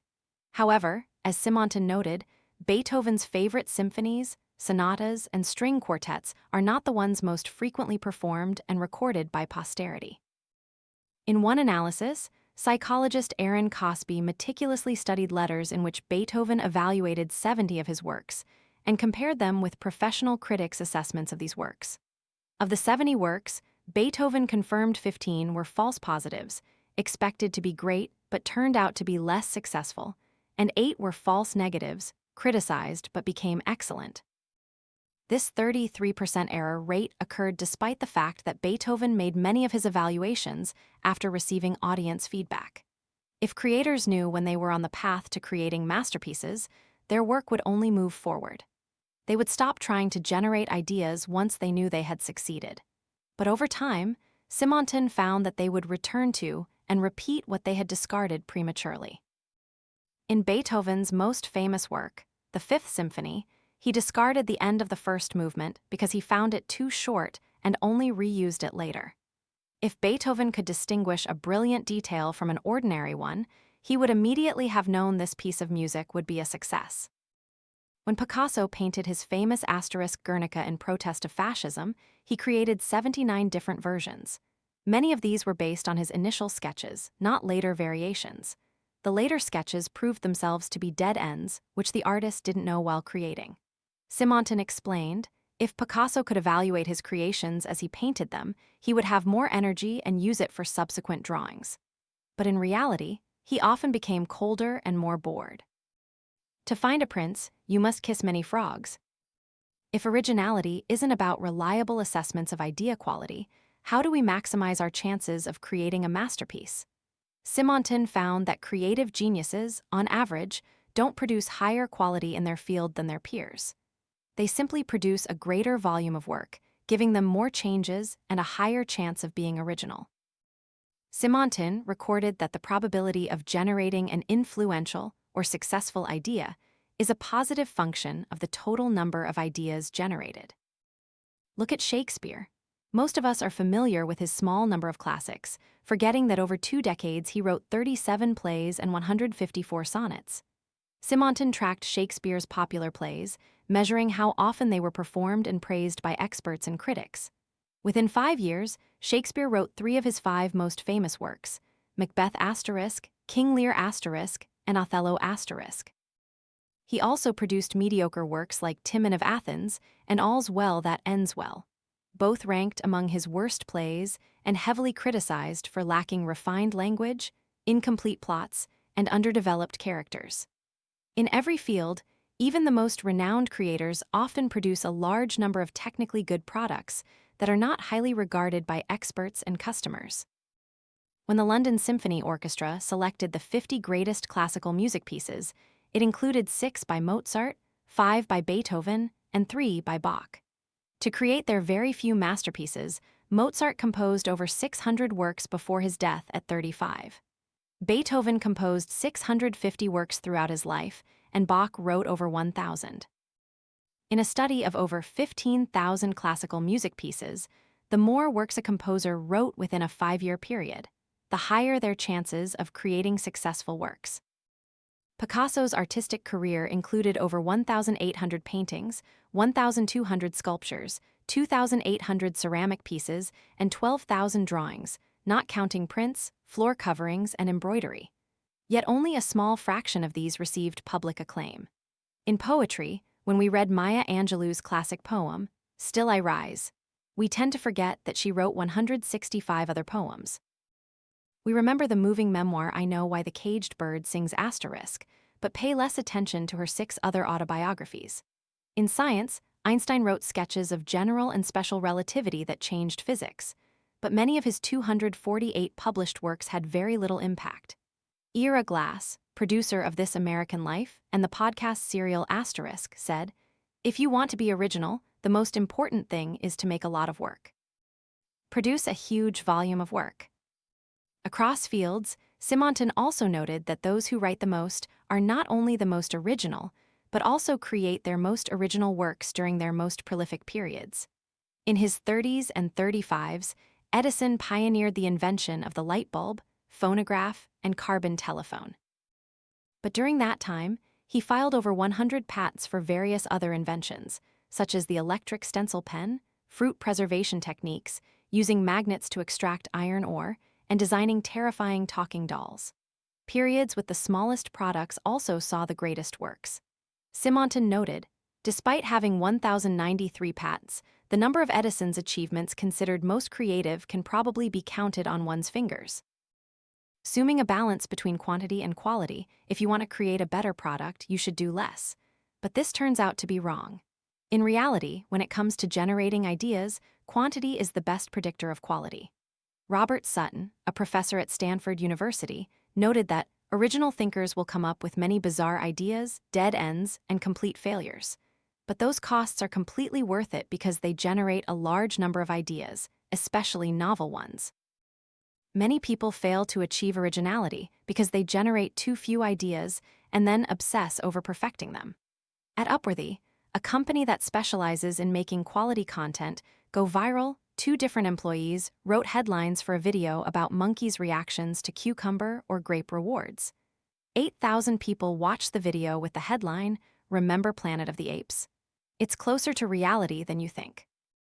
But the other person's headline attracted nearly 500,000 viewers, 59 times more than the first. That was, "Monkeys were paid unequally. See what happens." The rule at Upworthy is to come up with at least 25 headline ideas to find the most brilliant one. Previous studies suggested that talented people sometimes come up with new ideas earlier in the creative process. But for most of us, the first ideas are mostly conventional ones based on existing defaults. The Upworthy team wrote, "Once you start to despair, you'll think differently. The 24th idea is still nothing, but the 25th idea will be a gift from the headline god, and it will make you a legend." When working on the Segway, Dean Kamen recognized his blind variations as markers of creative progress. With over 440 patents to his name, he experienced many failures as well as successes. He often shared, "To find the prince of your life, you'll have to kiss a lot of frogs." In fact, the frog story was one of his mantras. He encouraged his engineers to try many different options to increase the chances of finding the right one. But he proceeded with the Segway before considering ideas for other transportation methods, losing sight of the fact that inventors must struggle hard to evaluate their creations. Ultimately, frog or prince. The best way to evaluate ideas more accurately is to gather feedback, share ideas, and see which ones are praised and accepted by the target audience. After decades of producing comedy, The Daily Show co-creator Liz Winstead still didn't know what would make an audience laugh. She recalled how desperate she was to find jokes, write them down, and perform them on stage. Some elicited only slight discussion, others made a huge splash. Now, with the help of social media, she has access to a faster feedback mechanism. When she comes up with a joke, she posts it on Twitter. When she writes a longer story, she posts it on Facebook. When she gets at least 25 retweets in less than a minute or a large number of shares on Facebook, she saves those comments. At the end of the day, she develops the posts that previously garnered the most reader recognition. Winstead shared, "Twitter and Facebook have helped me tremendously in knowing what people care about." When developing the segue, Dean Kamen didn't use this type of feedback because he was too concerned that others would steal his idea or that basic information would be released too early. He maintained strict secrecy. Many employees were not allowed access to the Segway development area. Only a select group of potential investors had the opportunity to see it. When building the vehicle, his team generated many ideas but lacked customer feedback to make the best choices for the final product. A device had to go through 3 or 4 iterative tests before reaching customers. Faith in ideas is extremely dangerous because it not only makes us prone to false positives, but also prevents the generation of the necessary diversity to achieve creative potential. But Kamen and his team weren't the only ones overly optimistic about the Segway. Where did masters like Steve Jobs, Jeff Bezos, and John Doerr go wrong in evaluating this device? What caused executives and test audiences to fail in recognizing Seinfeld**'s potential? Prisoners of prototypes and myopic preferences. When the first Seinfeld** script was sent to NBC, executives didn't know how to handle it. "It was truly unique," said Warren Littlefield, an NBC executive. "It was unlike any other TV show, a script unprecedented in history." In Justin Berg's study of circus performances, although circus managers predicted more accurately than the artists themselves, they were still not truly excellent forecasters, especially regarding creative behaviors. Managers tend to be risk-averse. They focus on the costs of investing in bad ideas rather than considering the benefits of experimenting with good ones. This can lead them to false negatives. The author of the first report on the Seinfeld pilot found the show to be on the border between weak and moderate. He leaned towards moderate, but his boss rejected that opinion and rated it as weak. This type of false negative is common in the entertainment industry. Studio executives have overlooked works that later became huge hits, from Star Wars to E.T. to Pulp Fiction *. In publishing, managers have rejected works like The Chronicles of Narnia *, The Diary of Anne Frank *, Gone with the Wind *, Lord of the Flies *, and Harry Potter *. In 2015, J.K. Rowling's Harry Potter alone grossed over $25 billion and sold more copies than any other book series. Stories of managers telling employees to stop working on projects that later achieved resounding success are documented in the annals of corporate innovation, from Nintendo's LED invention to Pontiac's Vero car to HP's electrostatic display product lines. Xbox was almost scrapped at Microsoft. The laser printer was almost canceled at Xerox for being too expensive and impractical. When faced with uncertainty, our first instinct is to reject new things and find reasons why they might fail. When managers review new ideas, it means they are evaluating them. To protect themselves from the risks of taking a bad bet, they compare new concepts with successful past prototypes. When publishing executives rejected Harry Potter *, they said it was too long for a children's book. When Brandon Tartikoff watched Seinfeld *, he found it too Jewish and too New York to appeal to a broad audience. Professor Eric Dane found that the more specialized knowledge and experience people gain, the more specialized their worldview becomes. He pointed out in a study of professional card players that they struggled more than novices to adapt when the rules changed, and highly experienced accountants were often worse than newcomers at applying new tax laws. When we reach a certain level of understanding, we often become prisoners of our own prototypes. Generally, audiences are more open to new things than filmmakers. They don't have the blindness associated with expertise and don't face as much loss when considering a model for the first time and expressing enthusiasm for an original idea. However, in reality, Justin Berg found that test audiences didn't predict the success of new ideas any better than managers. When watching a show in your living room, you're immersed in the story. If you laugh throughout, it means you find it funny. However, when you watch it with a group, you don't react to the show in the same way. You are aware that you are there to evaluate it, not to experience it. so you evaluate the show from the very beginning. As you try to understand if people will watch it, you naturally judge it against established ideas for how such a show should be made. When the test audiences watched the Seinfeld pilot, they felt it lacked the community of Cheers the family dynamic of the Cosby Show and the narrative of Alf In short, it was too easy to find flaws in a show that didn't stand out. Warren Littlefield remarked, "The truth is, most pilot episodes are not judged correctly because test audiences do not respond positively to new or different ideas. Audiences don't have enough experience. Simply because they haven't had the opportunity to see many new ideas generated in the writer's room before." Comedian Paul Reiser said, "The Seinfeld tests put an end to all discussions about testing. Please don't tell me this show will serve 20 people in 60 people in Sherman Oaks. I've never seen any test there that worked well." Therefore, neither test audiences nor managers are ideal evaluators of creative ideas. They are too prone to false negatives. They focus too much on reasons to reject an idea and cling to existing prototypes. We see that creators themselves struggle because they are often too optimistic about their own ideas. But there is a group of forecasters who seem to excel, the group of creators who evaluate other creators' ideas. In Berg's study of circus acts, the most accurate predictors of which videos would be liked, shared, and sponsored were their peers. When artists evaluated others' performances, they achieved twice the accuracy of managers and test audiences in predicting how often videos would be shared.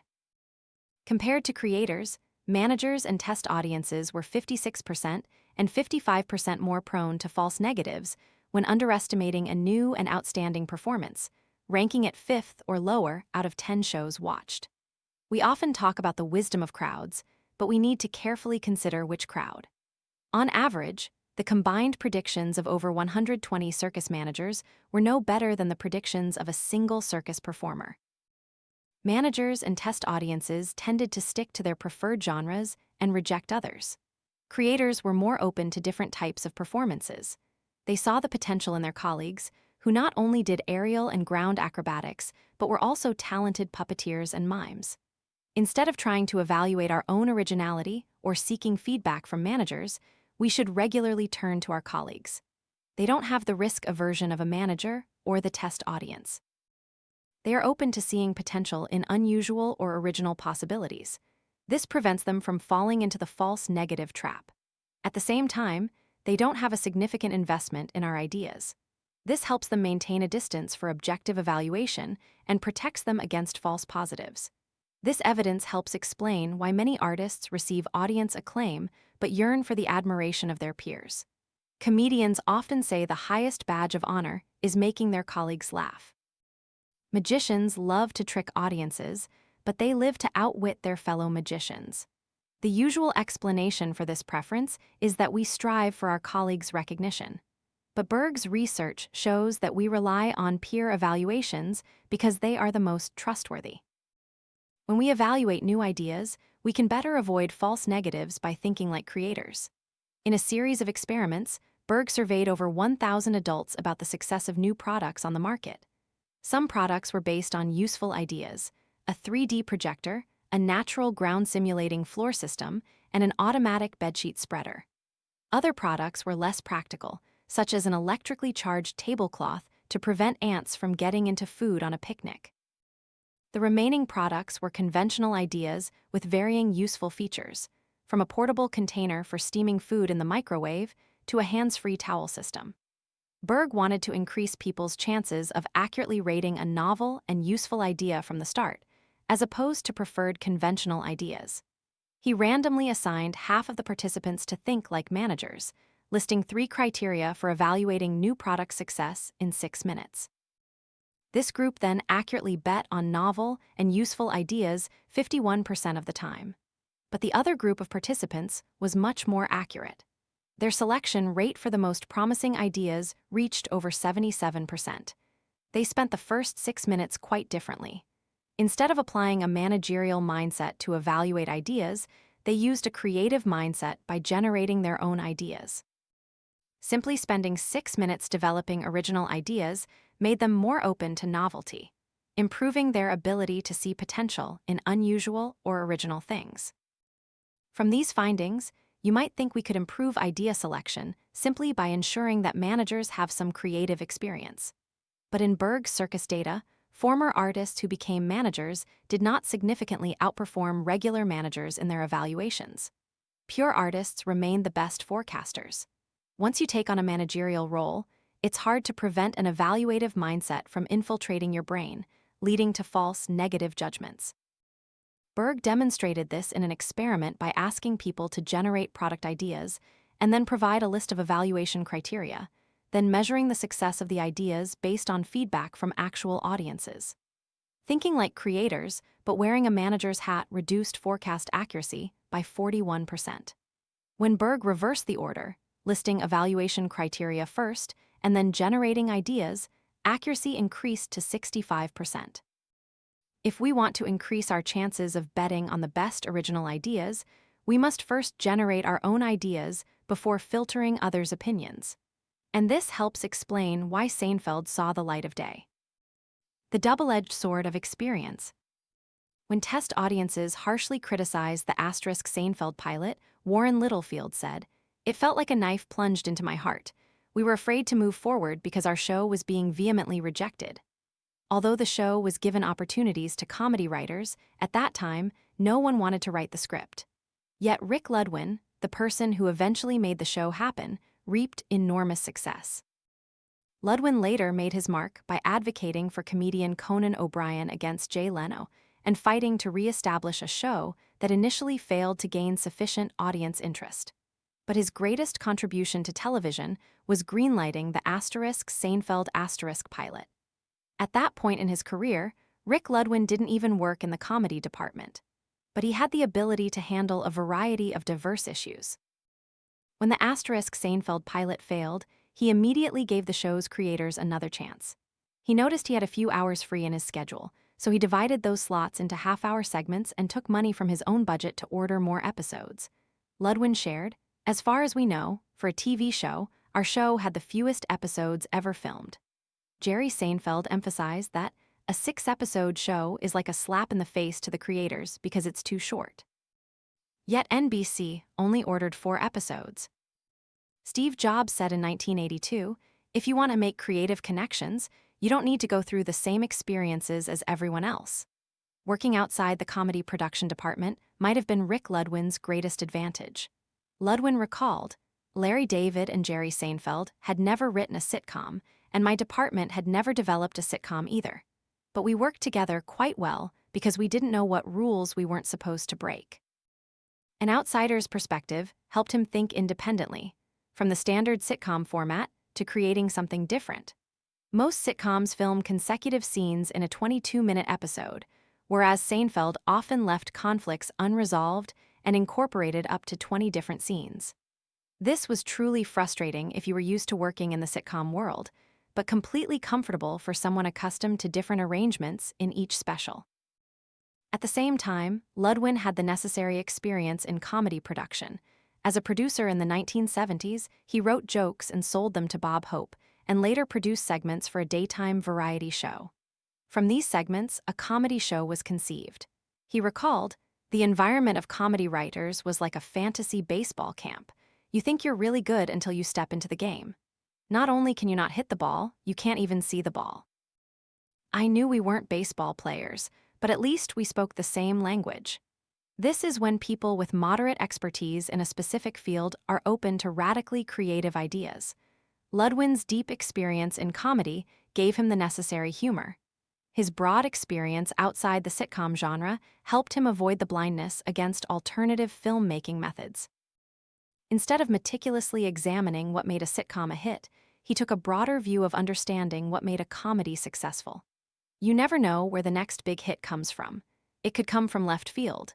If you think that might not happen because the producers don't have enough experience or there's no clue that it has ever happened, if you have these kinds of barriers in your mind, you'll miss something. One of the best things I did for myself was never develop a primetime comedy. But I was familiar with unusual ideas. I could see what had and hadn't been done. The time I read the Saturday Night Live, Script helped me be more open to unusual storylines, which became the legend of Seinfeld *. The unique combination of broad and deep experience is crucial for creativity. In a recent study comparing Nobel laureates in science from 1901 to 2005 with typical scientists from the same period, both groups possessed strong expertise in their respective research fields. But Nobel laureates were more likely to have artistic inclinations than less accomplished scientists. Here are the results from a team of Michigan University researchers. They found a correlation between artistic engagement and Nobel laureates compared to ordinary scientists. A representative study of thousands of American entrepreneurs and inventors also yielded similar results. Those who started businesses and contributed patent applications had more hobbies like painting, architecture, sculpture, and literature in their free time than their colleagues. The interest in art among brilliant entrepreneurs, inventors, and scientists clearly reflects their curiosity and capacity. People who are open-minded about science and business also tend to be drawn to ideas and emotions expressed through images, sounds, and words. But not only a certain type of unique individual can be exposed to art. Art also serves as a source of deep inner creative and unique energy for various audiences. When Galileo published his astonishing discoveries about the moon's mountain ranges, his telescope was not truly powerful enough to support that finding. Instead, he recognized zigzag lines dividing the bright and dark regions of the moon. Other astronomers also observed through similar telescopes, but only Galileo had the ability to appreciate the significance of the dark and bright regions. Simonton said, he had the necessary experience in physics and astronomy and also experience in painting. By learning a painting technique called chiaroscuro, the coordination of light and dark colors, focusing on expressing light and shadow, Galileo discovered the mountain ranges while others did not. Just like scientists, entrepreneurs and inventors often discover new ideas by expanding their knowledge of art-related fields, so we can also gain liberality through our cultural and artistic abilities. Research on highly creative adults shows that they tend to move to new cities more often than their peers did in childhood, which expose them to different cultures and values, encouraging flexibility and adaptability. In a recent study, a team of researchers led by strategy professor Frederick Goddard found that a person's creativity can be influenced by the time they spend abroad. These researchers focused on the fashion industry, tracking buyer and critic evaluations of the creativity of collections from hundreds of companies and fashion designers across seasons in the 21st century.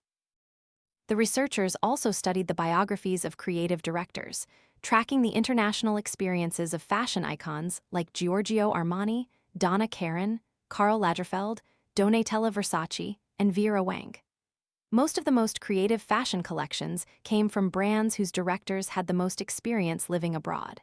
However, there were three main trends. First, it wasn't the time living abroad that mattered, but the time working abroad, actively participating in design abroad. The most unique collections came from directors who had worked in 2 or 3 different countries. Second, the more different the foreign culture was from their homeland, the richer the director's creativity. An American gained very little originality working in Canada compared to participating in a project in South Korea or Japan. But working in multiple countries with different cultures was still not enough. The third and most important factor was the length of time working abroad. If they only stayed abroad for a short period, directors wouldn't have enough time to absorb new ideas from the foreign culture and synthesize them with their own cultural perspective. The greatest originality only emerged when directors had about 3 to 5 years of work abroad. Rick Ludwin's experience fits this model. He had deep experience working with sketches of various comedies for over a decade. He had broad experience living in similar television environments in several different foreign countries, with diverse and specialized shows like daytime and late-night talk shows. After becoming fluent in many television languages, he saw promise where others doubted their success. When Seinfeld was approved, Ludwin continued to supervise the show for all other episodes, placing his faith in the insider-outsider writers, just like himself previously. Most of them came on late at night, and before Seinfeld almost none of them had ever made a sitcom. This meant they never had a problem with unusual ideas. The intuition trap when Steve Jobs was wrong. The first time Steve Jobs approached Segway, he declined to join the project. When Dean Kamen offered the opportunity to other potential investors, Jobs coveted it and got it back, but then quickly abandoned it. Jobs invited Kamen to dinner. As a journalist, Steve Cayley shared that Jobs thought the machine was unique and fascinating, not unlike the computer, and he felt he needed to be involved in the project. Steve Jobs famously based his trust on intuition, not systematic analysis. So why was he usually right in his software and hardware decisions, but wrong this time? There were three main factors in Jobs that made him overconfident in his assessment of Segway's potential: his lack of experience in the field he was entering, his arrogance, and his enthusiasm. The first issue was experience. While NBC executives had extensive experience in traditional sitcoms, to appreciate an unconventional breakthrough like Seinfeld Segway's early investors faced the exact opposite problem. They didn't understand transportation issues. Jobs specialized in digital technology. Jeff Bezos was the king of online retail. And John Doerr had invested in software and internet companies like Sun Microsystems, Netscape, Amazon, and Google. All of them demonstrated originality in their respective fields of expertise, but being a creator in one specific field doesn't mean you'll be a brilliant forecaster in others. To accurately predict the success of a new idea, it's best to be a creator in the field you specialize in. New research led by Eric Dane has shown us why. Intuition is only accurate in areas where we have a lot of experience. In one experiment, people observed 10 designer handbags and judged whether they were real or fake. Half of the participants had only 5 seconds to make their predictions, forcing them to rely on intuition. The other half had 30 seconds. This allowed them to examine and analyze the handbag's features. Dane's team also rated the bags based on their handbag experience. Some in the group had extensive experience, owning more than 3 handbags from famous brands like Coach or Louis Vuitton. Others had never touched any designer bag. If you proudly own a few designer handbags, the less time you have to examine them, the higher your accuracy. Experienced handbag owners were 22% more accurate when they had only 5 seconds to judge than when they had 30 seconds. When you've spent years studying handbags, your intuition can beat analysis because your unconscious mind excels at pattern recognition. If you stop and take time to think, you'll easily get bogged down in seeing the trees but not the forest, meaning you only see the details but not the big picture. However, without handbag knowledge, intuition won't help you. When working with unfamiliar products, you'll need to step back and evaluate them. Non-experts make more rational assessments when conducting thorough analysis. When Steve Jobs had a hunch that the Segway would change the world, he was captivated by the impulsive appeal of novelty without carefully examining its usefulness. Teresa Amabile, a Harvard University psychologist and one of the world's leading academic authorities on creativity, reminds us that to succeed with originality, creations need to be novel, but they also need to be useful. In a digital world dominated by invisible bits and bytes, Jobs was fascinated by the possibility that the next breakthrough innovation would be in transportation. Segway was an engineering marvel, giving people a strange sensation, said Bill Salmon, a Harvard Business School professor who introduced Kamen to Doerr. It was like a magic carpet that could transform into a product, but that product didn't create value. The customers created the value. For a group of people with no experience in transportation, there was a lot of work to be done to predict whether the Segway was truly practical.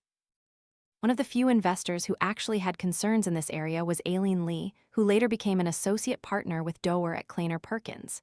In board meetings, Lee questioned, "How will Segway be used? How will you lock it? Where will you store it?" She also had another practical concern: the price, because $5,000 or $8,000 was too expensive for an average person. Looking back, she shared, "I should have stood up and said, we haven't properly assessed this product."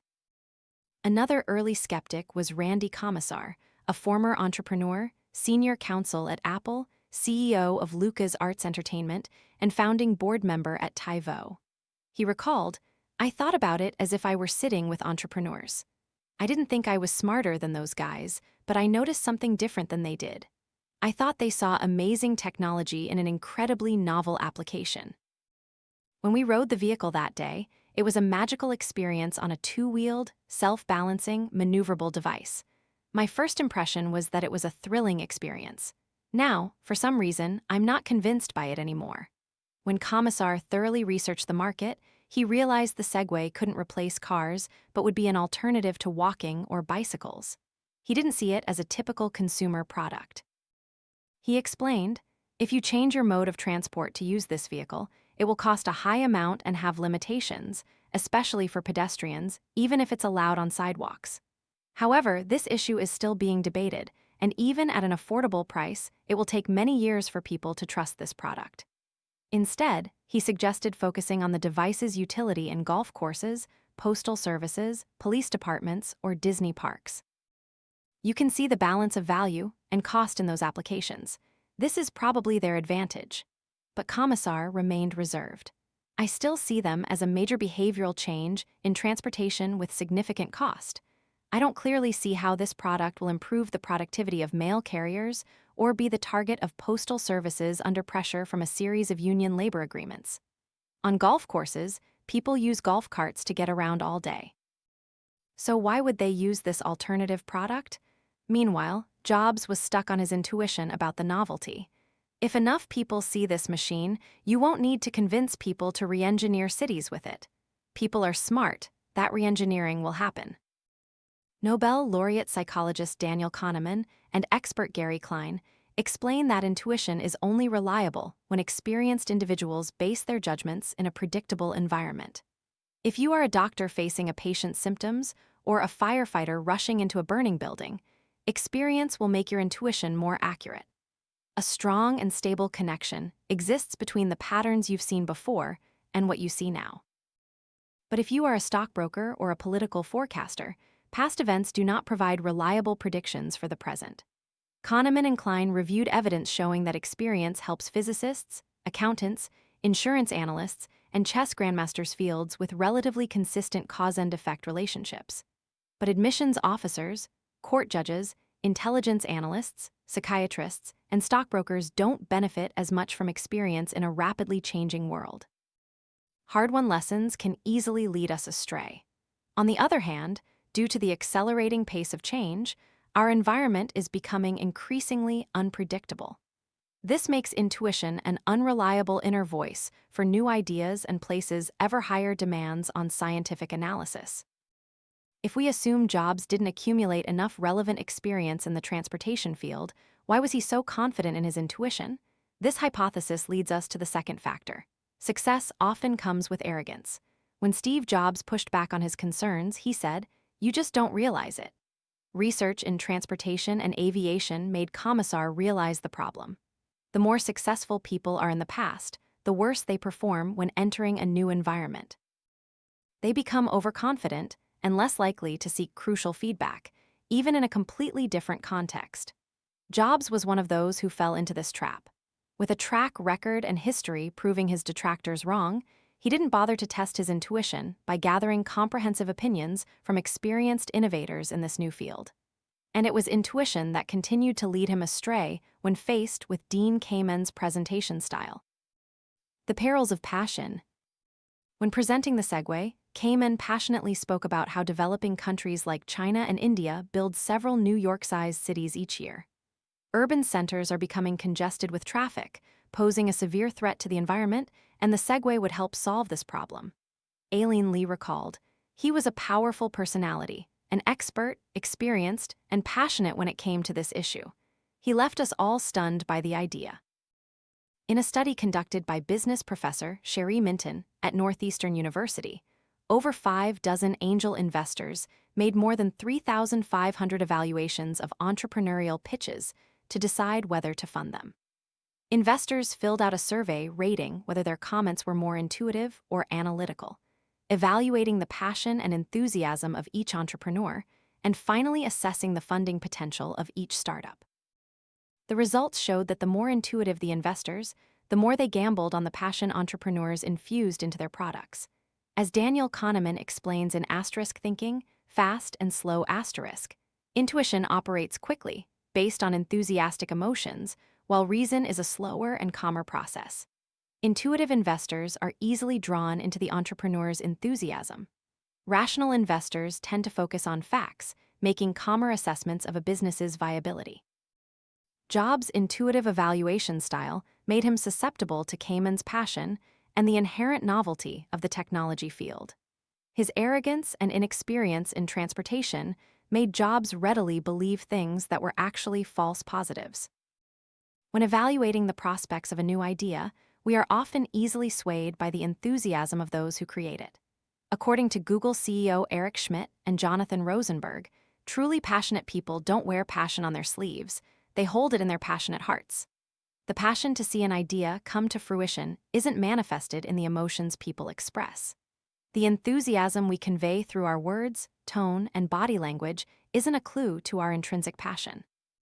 It merely reflects our presentation skills and personality. For example, research shows that extroverts tend to be more expressive than introverts, meaning they show more passion. But whether we are more extroverted or introverted, fundamentally, that doesn't tell us if we'll be successful as entrepreneurs. You can love an idea and be determined to make it succeed, but still communicate it reservedly. However, this doesn't mean passion is unrelated to business success. A lot of evidence shows that entrepreneurs with intense passion often grow their businesses faster and more successfully. For his part, Cayman lacked the element of passion to help develop ideas from initiatives into impactful products. Instead of being consumed by the passion for creation, early investors should have evaluated his passion for building a company and bringing successful products to market. And to do that, they shouldn't just have paid attention to what he said, but also to what he did. After researching Cayman's past, Randy Commissar concluded that he was a more impressive inventor than an entrepreneur. In the past, Cayman's most successful inventions were products that solved customer problems. In the 1970s, he conceived the idea of a portable infusion pump when his brother, also a doctor, complained that nurses had to constantly administer infusions on site when they should be automatic, and many patients crowded hospitals when they could receive medication at home. In the 1980s, Cayman developed a portable kidney dialysis machine after Baxter Healthcare hired his company to dialyze diabetic patients. He excelled at creating excellent solutions to other people's problems, not at finding the right problems to solve. With the Segway, he started with a solution and then went hunting for a problem. Instead of responding to market demand, he mistakenly started with a technology-driven impulse. Although Cayman had a passion for the Segway, he wasn't sufficiently prepared to make it successful. If we want to improve our idea selection skills, we shouldn't ask if the person will be successful. We need to track how they have been successful. Aileen Lee said, "Looking at Cayman, we saw in him the image of a trustworthy founder with a history of successful medical device inventions, and the people he had worked with were still with him. But when it came to realizing the product, when consistent execution and calculating production costs were crucial, he lacked that experience." Bill Salmon added, "Success is not in the idea, but in the execution of those ideas." If we want to predict whether original people will successfully execute a new idea, we need to look beyond their enthusiasm when presenting the idea and focus on their enthusiasm for execution. This is expressed through action. Rick Ludwin didn't bet on Jerry Seinfeld and Larry David because they initially seemed passionate when presenting their script or even genuinely excited about the show's idea. He gave them another chance because he wanted to see if they would refine the idea and their ability to execute it correctly. They'd be in the writer's room trying to put together the second act at midnight. You could see how meticulous Jerry was in his work. If that's the case, then that's the passion you're looking for. The corrective lens in idea selection. My personal failure with Warby Parker was due to a false negative. After reading research on idea selection, I realized one of my limitations. I was neither a creator in that field nor a customer. Initially, I defended my poor creative forecasting by citing my 20/20 vision. If you've never worn glasses, you'll have difficulty evaluating the preferences of people who do. But reflecting further, I realized what I truly lacked was breadth of experience. I had spent 2 years researching and consulting for an eye care company whose primary revenue came from selling glasses in stores. After optometrists provided prescriptions and customers came to try on glasses, I got stuck in the default mindset of traditional buying and selling. If I had spent time generating ideas before listening to others' pitches, or thoroughly researching how clothing and accessories were sold online, I might have been more open to the ideas. The four founders were not hindered by such blindness. They had both sufficient depth and breadth of experience. Three of them wore glasses and had experience in biotechnology, healthcare, consulting, and banking. One of them, Dave, lost his glasses while traveling abroad for several months without a phone. Upon returning to the US, the simultaneous need to buy a phone and glasses gave him a fresh perspective. Neil Blumenthal didn't wear glasses, but he had spent 5 years working at a nonprofit organization that trained women to start businesses in Asia, Africa, and Latin America. The product used in teaching entrepreneurship was glasses. This gave him deep knowledge of the optics industry. He knew that glasses could be manufactured, designed, and sold at lower prices. And having spent time learning about conventional eyewear channels, he had enough broad experience to adopt a new approach. Neil told me, originality rarely comes from insiders, especially when they are entrenched and comfortable with what the optical industry is doing. Thanks to their diverse experiences, the Warby Parker entrepreneurs were not constrained by existing prototypes or limited by an evaluative mindset. Instead of assuming their idea would work and immediately jumping into an enthusiastic sales model, as Cayman had done from the start, they sought extensive feedback from fellow creators and potential customers. By cutting out retail intermediaries, they could sell a pair of glasses that cost $500 for $45. After an expert warned them that costs would increase and that a $500 price was seen as a sign of quality, they conducted a survey with fake product pages, randomly assigning different prices to customers. They found that purchase intent increased up to a price of about $100, then plateaued and decreased at higher prices. They tested different website designs with friends to see what generated not just clicks, but strong trust. Since other companies could sell glasses online, the founders realized that building a brand was crucial to their success. To name the company, they spent 6 months brainstorming ideas, creating a spreadsheet with over 2,000 potential names. They surveyed preferred names in customer surveys and focus groups and found the inspiring name Warby Parker sounded sophisticated and unique, evoking no negative associations. Then, they proceeded to act on their passion. Much of Warby Parker's recent success comes from how they collaborated with colleagues in evaluating ideas. In 2014, they created a program called Warbles, inviting everyone in the company to submit proposals and requests for new technology features at any time. Before Warbles was introduced, they received 10 to 20 idea proposals per quarter. With the new program, this number increased to nearly 400, as employees believed the idea selection process was a talent selection system. Among these, one proposal suggested the company needed to adjust its retail management methods. Another requested a new appointment scheduling system. Warby Parker's head of technology, Labindra, said, "Neil and Dave are truly amazing, but there's no way they can be as amazing as 200 people combined." Instead of limiting idea contributions and letting managers decide which ideas were worth pursuing, Warby Parker kept proposals open and completely transparent in a Google Doc. Everyone in the company could read, comment online, and discuss them in a bi-weekly meeting. This meant, as Justin Berg advises, ideas were not only evaluated by managers, but also by creators, who tend to be more open to entirely new ideas. The time employees spent generating ideas helped them better recognize valuable proposals from colleagues. The technology team had full discretion to filter proposals and implement those that appealed to them. This sounds democratic, but there's a bias here to help employees recognize which proposals are strategic for the company. Managers would vote yes on good proposals and no on bad ones. To avoid false positives and false negatives, votes were not binding. The technology team could overrule managers by choosing a proposal that didn't receive many votes and working to prove its value. Applied psychologist Reb Rebel, who conducted a study at Warby Parker, said, "They didn't wait for permission to start building something. They gathered feedback from colleagues before bringing the product to customers. They started fast and then slowed down. If Segway had gone through a process like Warble's, they might have received a lot of critical feedback that would have helped the manufacturer create a more useful design before it was too late. Dean Kamen should have learned how to create a more practical product or licensed his technology to someone more capable.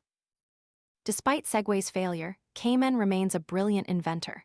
Jeff Bezos is still a visionary entrepreneur, and John Doerr is still a wise investor. Whether you are generating or evaluating new ideas, the best thing you can do is measure success on the scale that athletes use in baseball.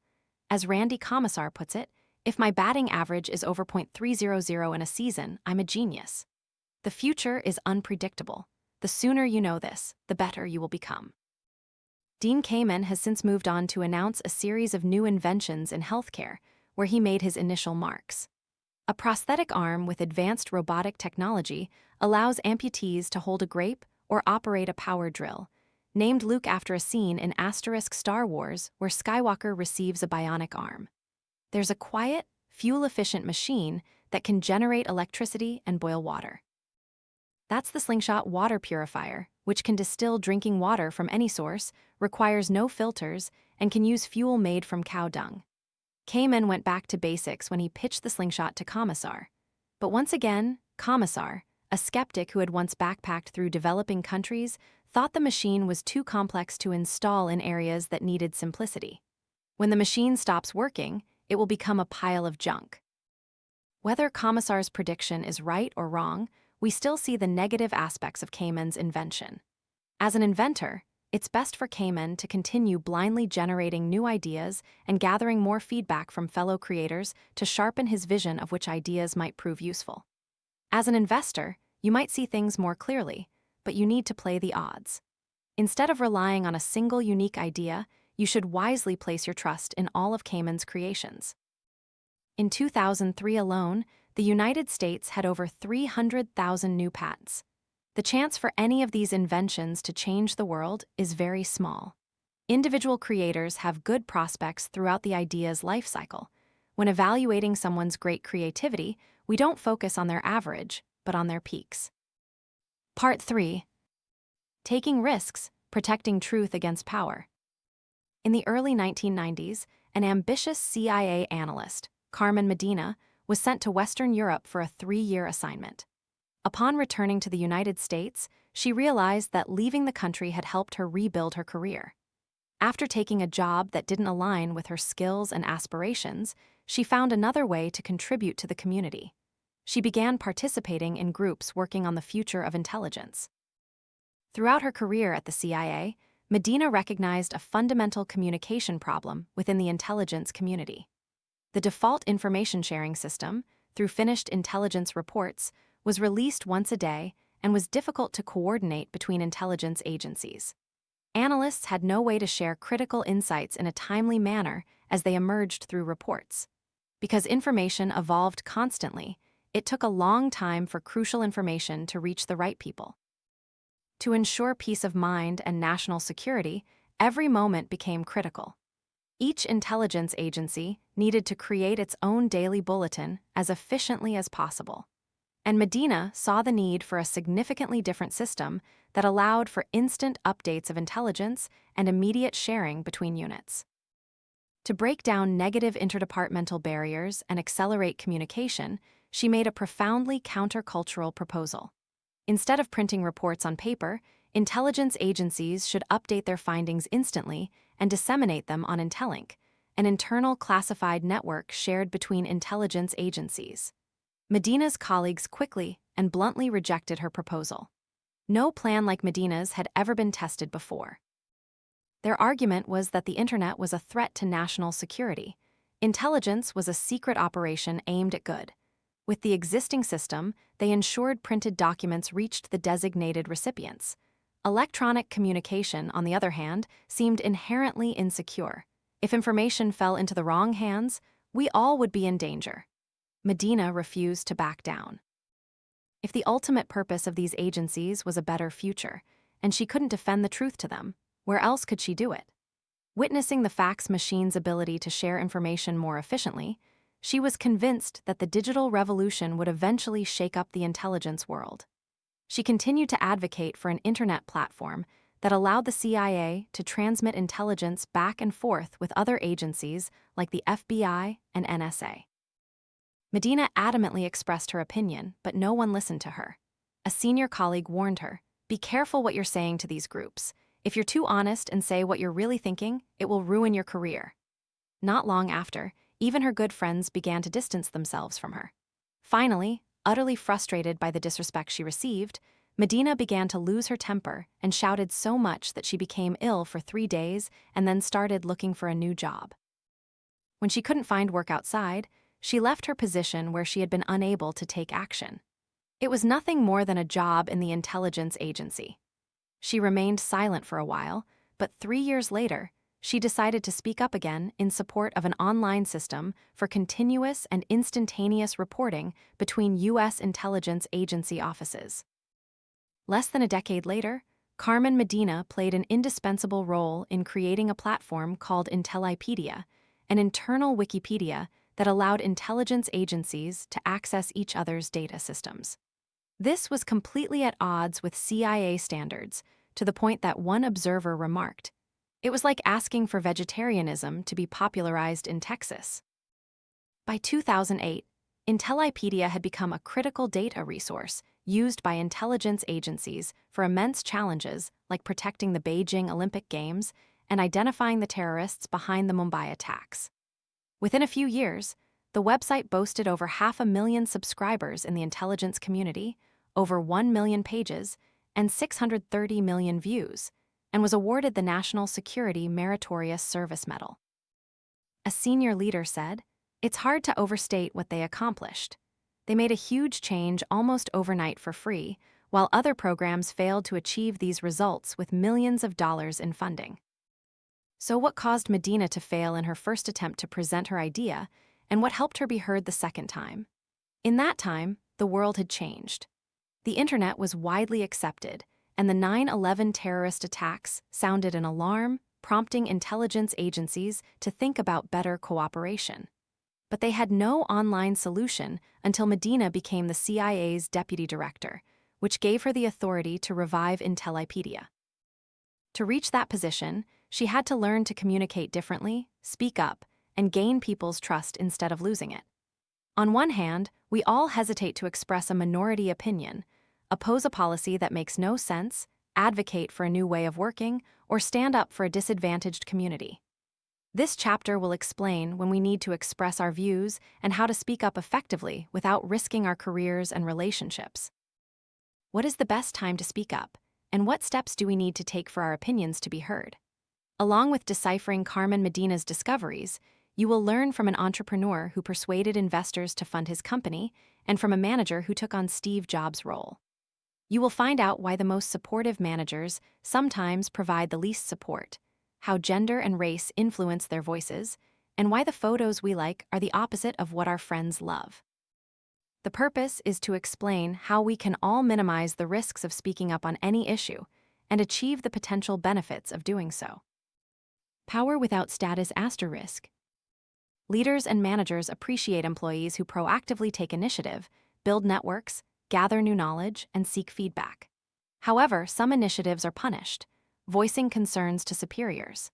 In a study across manufacturing, services, retail, and nonprofit organizations, the more frequently employees raised ideas and concerns to their superiors, the less likely they were to receive raises and promotions over a 2-year period. In one experiment, when individuals spoke out against racism, they were criticized by those who saw it as wrong but dared not speak up. The higher we climb the moral ladder, the more alone we become. To understand the barriers Carmen Medina faced, we need to separate two fundamental aspects of social hierarchy that often go hand in hand: power and status. Power relates to controlling or ordering others. Status is about being respected and admired. In an experiment led by Professor Alison Fragile at the University of North Carolina, people were punished for trying to exercise power without status. When people tried to influence others but lacked respect from them, they were perceived as disagreeable, coercive, and self-serving. Because they didn't earn our admiration, they had no right to tell us what to do, and we resisted them. This is precisely what happened to Carmen Medina. Her years abroad diminished her standing. She didn't have the opportunity to prove her worth to colleagues, so they placed no trust in her ideas. When people dismissed her concerns, she felt utterly frustrated. When we try to influence others and realize they don't respect us, it creates a vicious cycle of continuous resentment. In an attempt to assert our power, we respond by resorting to increasingly disrespectful behaviors. The most shocking manifestations of this cycle occurred when researchers asked people to work in pairs and instructed the person given power to force the other to perform certain tasks to win a $50 bonus. When those randomly assigned power knew their colleagues admired and respected them, most chose reasonable tasks to earn the $50 bonus. Their colleagues would have to tell a joke or write about their experiences from the previous day. Conversely, if the powerful person knew their colleagues despised them, they would retaliate by making a deliberately humiliating request. For example, telling a colleague to bark like a dog 3 times and say, "I'm dirty," 5 times, or count backward from 500 by sevens. Simply feeling disrespected, the powerful person almost doubled their chances of humiliating others. Carmen Medina didn't go that far, but as she continued to speak up, her attempts to exercise power without status generated increasingly negative reactions. Status cannot be demanded or requested. It must be earned or acknowledged. In her second attempt years later, Medina did not stake her career by trying to reform the system from a subordinate position. Instead, she aimed to consolidate her status by becoming part of the system to change it from within. As iconic filmmaker Francis Ford Coppola observed, the way to approach power isn't always simply to challenge the ruling class, but first to establish yourself, then confront and persuade them. When Medina made the risky choice to present her idea again, she tried to limit the risk she would face by applying for a job in information security. Her primary role was to ensure database systems were secure. She recalled, "That was normal. I never did that." This was truly very conservative. Ensuring the information security of our reports didn't thrill me, but I finally found a gentler way to make what I wanted a reality. Getting to the bottom of responsibility meant exploring digital information transmission options for things we always tried to keep secure. I was always that conservative. It was a balanced risk portfolio. Previously, her case for sharing information over the internet was seen as a security threat. But now she could frame it as part of her mission to protect data security. People saw me there representing something, not opposing the status quo. I thought if I proved myself in that position, it would be an opportunity to start planting the seeds for even bigger changes. As Medina gained respect for her efforts, she accumulated what psychologist Edwin Hollander called idiosyncrasy credits, the leeway to deviate from group expectations. Idiosyncrasy credits are earned from respect, not rank or social status. They are based on contributions to the organization. We suppress low-status individuals when they try to challenge the status quo, but tolerate and even celebrate the eccentricity of high-status stars. In a recent experiment by Silvia Bellezza, people rated male professors at top universities 14% higher in status and authority when wearing t-shirts and beards compared to professors wearing ties and clean-shaven. Most professors dress formally and refuse to conform to norms that are too costly. These individuals successfully gained credibility through subtle signals of their personal style. After Carmen Medina took the security job, she spent the next several years making significant advancements in the digital realm. By working to promote the CIA's mission, she built idiosyncrasy credits to advocate for her vision of knowledge sharing, leading to her promotion to an executive position. In 2005, Zan Denali and Don Berg, 2 CIA analysts from different agency departments, joined forces to create Intellipedia, a Wikipedia for the intelligence community. Many managers were skeptical of the value of a wiki for cross-agency information sharing. Denali admitted, "Trying to implement these tools in the intelligence community is basically like telling your parents they raised you wrong." They were rejected at every stage until they met Carmen Medina, who had quietly built a network of dissidents within the CIA. She supported them with the senior leadership needed for their nascent efforts, ensuring space for them to introduce open-source concepts to a culture built on secrecy. Since Medina held power, she no longer had to worry about how to voice her ideas. But on her path to reaching the position that gave her power, she had to change how she spoke up. Her shift in strategy also has something in common with the most unusual startup pitch you've never seen before. Present your limitations first, the Sarich effect. After welcoming their first child, Rufus Griscom and Alissa Volkman were horrified by the amount of misleading advertising and bad advice offered about parenting. So they started an online magazine and blog network called Babbel to challenge the trite advice that swayed parents and address truly difficult problems with humor. In 2009, when Griscom presented Babbel to venture capitalists, he went against what entrepreneurs were doing. He presented a list of the top 5 reasons why investors should not fund his business. That would likely put an end to his current work. Investors were looking for reasons to say yes, and here he was providing a list of reasons to say no. Entrepreneurs have a duty to highlight their company's strengths, not its weaknesses, but his unconventional approach worked. That year, Babbel raised $3.3 million in funding. 2 years later, Griscom made a trade visit to Disney to see if Disney was interested in acquiring Babbel. In this pitch, he couldn't highlight weaknesses to achieve his goal, because that would admit your startup was having problems, even if you promised to fix those mistakes. But when you're trying to sell an established company, you have every motivation to emphasize that every difficult period leads to brighter days. Strangely, however, Griscom did it again. On one of his presentation slides, he wrote, "Here's why you shouldn't buy Babbel." When presenting his work to Disney's digital division, he explained that user engagement was less than 3 page views per visit, lower than expected. Babbel was supposed to be a parent website, but 40% of its articles were about celebrities, and the failure was once again a wake-up call to redesign their website. Disney ended up acquiring Babbel for $40 million. This is called the Sarich effect, named after social scientist Leslie Sarich. In both situations, Griscom presented ideas to people with more power than him and tried to persuade them to invest. Most of us assume that to be persuasive, we must emphasize our strengths and minimize our weaknesses. This kind of forceful communication would make sense if we had the audience's support. But when you are expressing a novel idea or advocating for a suggested change, the listeners are usually skeptical. Investors will look for flaws in your argument. Managers will hunt for reasons why your proposal won't work. In these cases, there are at least 4 reasons why this form of powerless communication, Griscom's approach, is effective. The first advantage is that presenting weaknesses up front can disarm the audience's skepticism. Marketing professors Marion Friested and Peter Wright found that when we perceive someone trying to persuade us, we naturally raise our mental shields.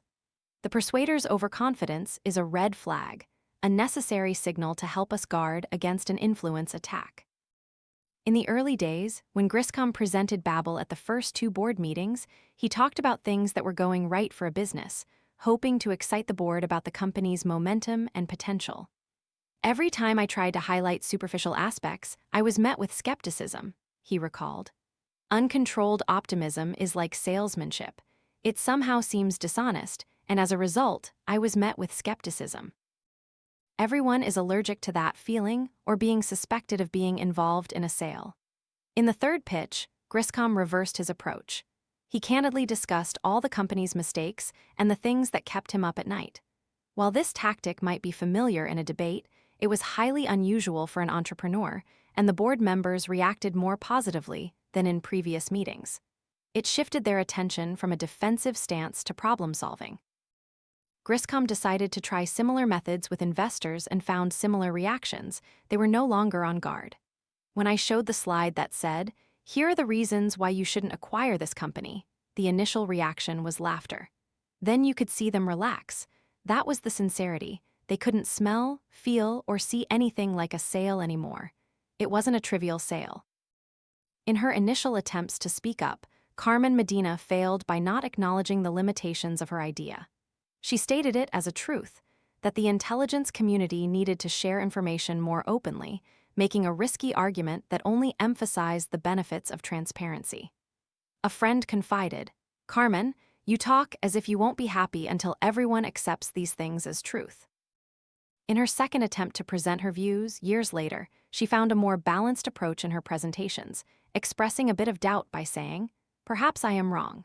After Medina was promoted to a leadership position, she saw herself in debates.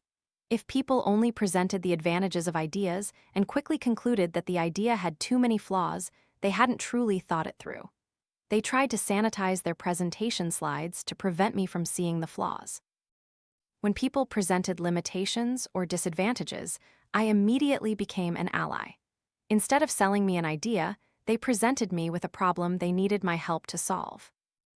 Along with changing the system of interaction, frankly acknowledging mistakes changes user perception.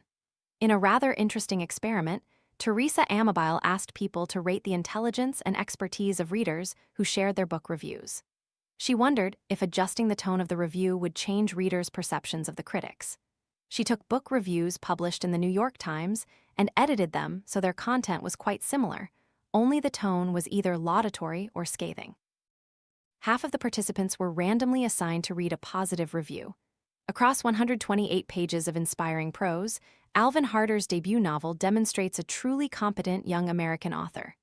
A Longer Dawn is a short novel or a prose poem, depending on your aesthetic, with great impact.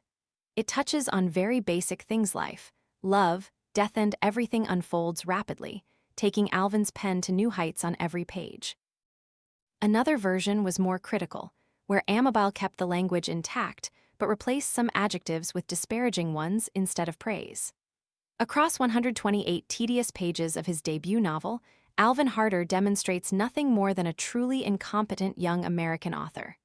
A Longer Dawn is a prose poem, if you want to call it that, with no significant impact. It touches on basic things: life, love, death, but at such a superficial level that it only reaches the depth of an ordinary pen on every page. In these two versions, which one was rated higher by readers? They had to be fair. The quality of the work, in the eyes of the reviewer, was unchanged. The vocabulary was comparable, and so was the grammatical structure. The same skill was needed to write both versions. But people rated the critics of the critical version as 14% more intelligent and having 16% better literary judgment than those who gave positive reviews. We assume an amateur can appreciate art, but to criticize a work requires a professional level.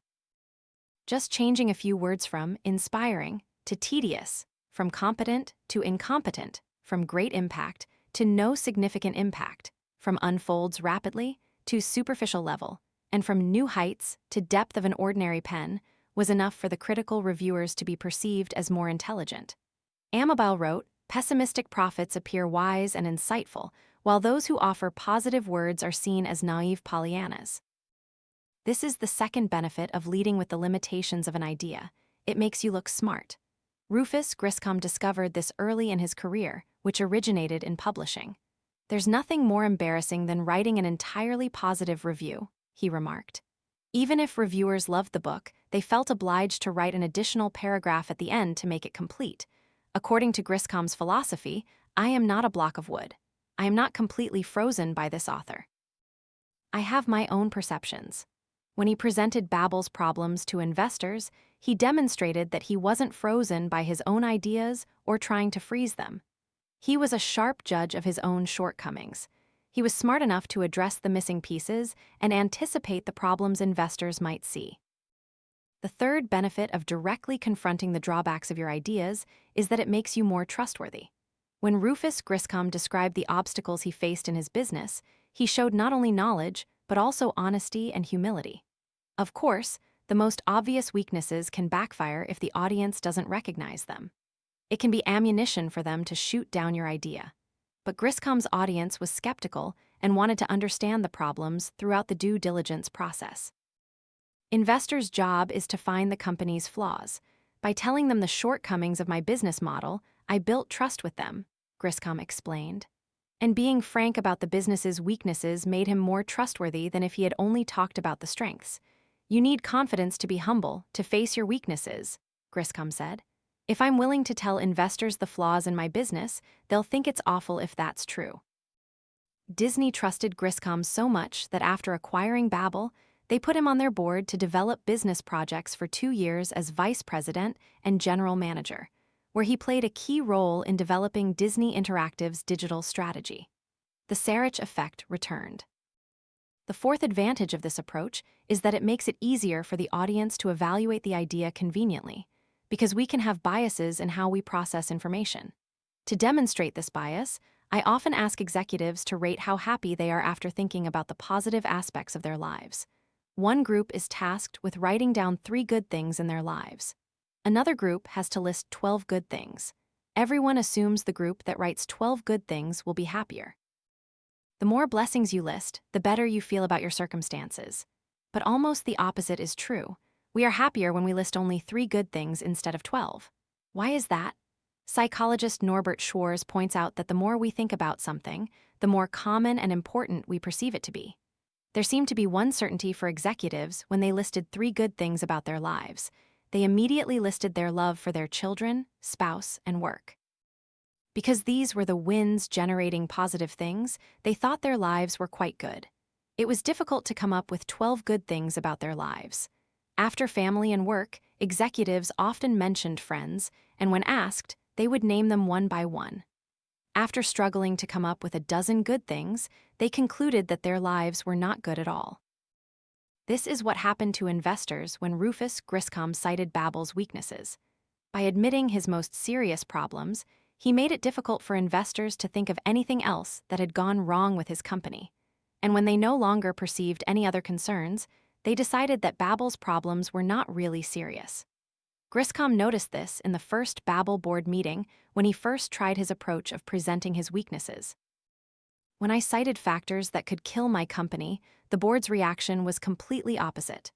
Oh, these things aren't too bad. Newton's third law can also apply to human motivation. Every action has an equal and opposite reaction. But ironically, presenting drawbacks can make it harder for the audience to think and voice their own opinions accurately than seeing advantages. Familiarity breeds liking. Look at the following list of familiar songs. Choose one of them and tap its rhythm on your hand.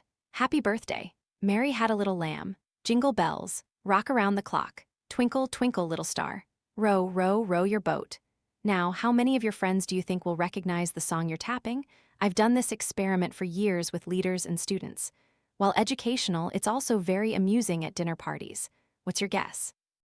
If you say no one will recognize the song you're tapping, you need to reevaluate your tapping skills or seriously doubt your friends' listening abilities. In an initial study at Stanford University, people thought it would be quite easy for listeners to guess the song title after they tapped the rhythm. They predicted their friends would have a 50% chance of accurately naming the song. But when they proceeded to tap the songs, only 2.5% actually guessed the song correctly. Out of 120 tapped songs, people expected 60 to be recognized. But in reality, only 3 were recognized. I've gotten similar results in many other organizations. At a J.P. Morgan Chase senior leadership event, CEO Jamie Dimon predicted that the executive sitting next to him had a 100% chance of guessing correctly. He was right, but almost everywhere, we are overconfident in our predictions. Why is that? Often, we can't tap a song's rhythm without hearing the melody in our heads. This makes it impossible for us to imagine that the rhythm we're tapping sounds like disjointed noises to listeners who aren't hearing the accompanying melody, as Chip and Dan Heath write in their book Made to Stick. Listeners can't hear the melody. What they can hear is a series of disjointed noises, like a strange Morse code. This is the main challenge when communicating a novel idea. When you present a new proposal, you're not just hearing the melody in your mind. You're writing a song. You've spent hours, days, weeks, months, or even years thinking about the idea. You've anticipated problems, built solutions, and refined your vision. You know the lyrics and melody of the idea in your head. By that point, you can no longer imagine what the song will sound like to an audience hearing it for the first time. This explains why we rarely communicate our ideas openly. They are so familiar to us that we underestimate how much exposure audiences need to them to understand and fully believe in them. When Harvard University professor John Cotter studied organizations with transformative ideas years ago, he found that they often reduced their vision communication by a factor of 10. Generally, they talked about their direction of change 10 times less than what stakeholders needed to hear. Over a 3-month period, employees might encounter 2 million words, and on average during that time, the vision for change was expressed in only 13,400 words, which could include a 30-minute speech, a multi-hour meeting, a press conference, and a memo. Since over 99% of the communication employees encountered over those 3 months was unrelated to the new idea, how could they be expected to understand it? Could they automatically absorb the idea? Those who held the transformative idea didn't realize this because they only focused on issues related to their vision. If we want people to accept our original ideas, we need to speak up, then repeat ourselves. To illustrate this, which of the following words do you prefer? Iktitaf or sarich? If you're like most people, you'll prefer sarich to iktitaf, but in reality, the issue isn't in the words themselves. The brilliant psychologist Robert Zajonc called this the mere exposure effect. The more frequently we encounter something, the more we like it. When he first showed people nonsense words like iktitaf and sarich, both test words were equally appealing. But when Zajonc presented one of them twice in a comparative test, people grew to like the word presented more, and the preference increased further after 5, 10, and 25 viewings. To increase your preference for the word sarich, I used it 5 times in previous sections before talking about Rufus Griscom. There is no such thing as the Sarich effect, and there is no social scientist named Leslie Sarich. I made it up to demonstrate the mere exposure effect. Rufus Griscom is a real person, as are the other people named in this book. The mere exposure effect is amplified many times. The more familiar we are with a face, a word, a number, a sound, a smell, a brand, or a Chinese character, the more we like it. This is true across cultures and species. Even chicks prefer familiarity. My favorite preference test is when people look at their own photos and those of their friends, whether normal or reversed. We like our friends' regular photos because that's how we usually see them. But we also prefer to see our own reversed images as we see ourselves in the mirror. Entrepreneur Howard Tallman said, "Familiarity breeds liking, it brings comfort." One explanation for this effect is that frequent exposure makes processing easier. A novel idea requires more effort for us to fully understand it. The more we see it, hear it, and touch it, the more comfortable and connected we become, and the less threatened we feel. Just as film can be damaged by being left too long in the sun, and songs heard too often get stuck in our heads, overly familiar ideas can lead to boredom. Generally, evidence suggests that liking continues to increase with 10 to 20 exposures to an idea, and even more exposures can be helpful for more complex ideas. Interestingly, exposure is more effective when it is still weak and interspersed with other ideas to maintain audience curiosity. It's best to have a delay between presenting ideas and evaluating them, so stakeholders have time to absorb them. If you're making a proposal to your boss, you might start with a brief, to-the-point presentation, only 30 seconds during a Tuesday conversation, repeat it on Wednesday, and then ask for feedback at the end of the week. When Carmen Medina became deputy director of the U.S. Intelligence Agency, she knew that for intelligence analysts to share information more openly, she needed to regularly expose them to her ideas. So she started writing a blog on the internal classified network, trying to model the transparency she advocated for. Twice a week, she wrote short commentaries expressing her views on the need to share information and reduce secrecy, asserting that this would be the wave of the future. Initially, many leaders pondered and dismissed this view. Exposure, attending key presentations interspersed with other forms of communication, and further reflection on the ideas during the delays between them made leaders pay more attention to Medina's ideas. Not long after, CIA technology experts developed an internal platform that allowed employees to set up their own blogs. And this spread. People began to trust her because she emboldened them to start blogs. Thanks in no small part to her efforts, the intelligence community achieved a vision of a vibrant blogosphere where knowledge was formally shared by analysts across different agencies.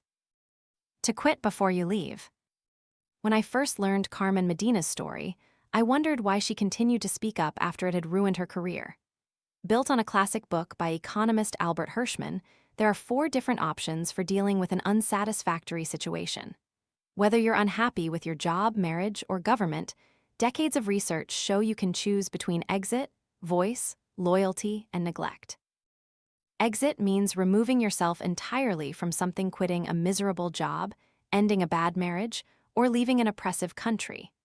Voice refers to actively trying to improve the situation, approaching your leader with ideas to make work better, encouraging your spouse to seek counseling, or becoming a political activist to elect a less corrupt government.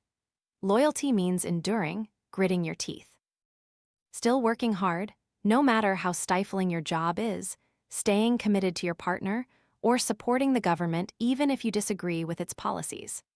Neglect means maintaining the status quo, but gradually reducing your efforts, doing just enough to not get fired, pursuing new hobbies to distance yourself from your spouse, or refusing to vote.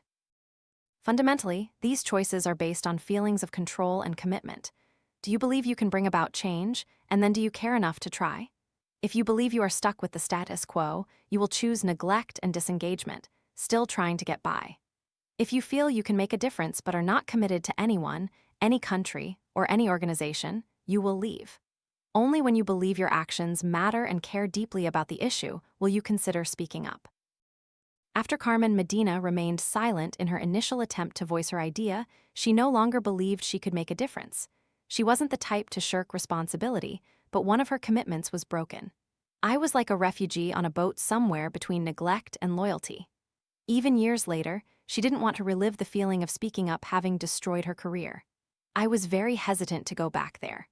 I wasn't sure enough time had passed." She recalled, reflecting on it, "Do you know what made me crazy enough to do it again? Because I was working for Mike, the best boss I had ever collaborated with in my career." In the workplace, our sense of commitment and control depends more on our direct manager than anyone else. When working with a supportive superior, our relationship with the organization strengthens, and we feel more influential. Thinking about this boss who gave Medina the confidence to speak up again, I envisioned a very pleasant, warm, trusting, and cooperative person. So I was surprised when Medina described Mike as skeptical and sharp. The portrait she painted of her boss fit the image of a tougher manager, someone often skeptical and critical of others. Tough managers are often the last people we seek out when we are in a dangerous situation. But sometimes they are our strongest supporters. Many of us love approval and hate conflict, wishing to please others and protect harmony, which makes us fall behind instead of uniting. Because agreeable people always prioritize cooperation and conformity to norms, they are not inclined to create waves of animosity and disrupt interpersonal relationships, wrote management researchers Jeff Lapine and Lynn Van Dyne after studying speaking up. Often, prickly people are those who are more comfortable publicly expressing views against others and against conventions. In a study led by psychologist Stephen Coate, adults filled out a personality survey measuring their tendencies toward agreeableness and disagreeableness. Over the next 3 weeks, 6 times a day, they reported what they did and how they felt. Agreeable people were happiest in moments when they offered praise and compliments, laughed with others, expressed affection, reassured others, compromised, or conceded to please others. Conversely, disagreeable people experience the greatest joy when criticizing, confronting, or challenging others. In decisions to speak up, the people we choose as our audience are as problematic as the way we deliver our message. When we speak to agreeable audiences, their instinct is to nod and smile.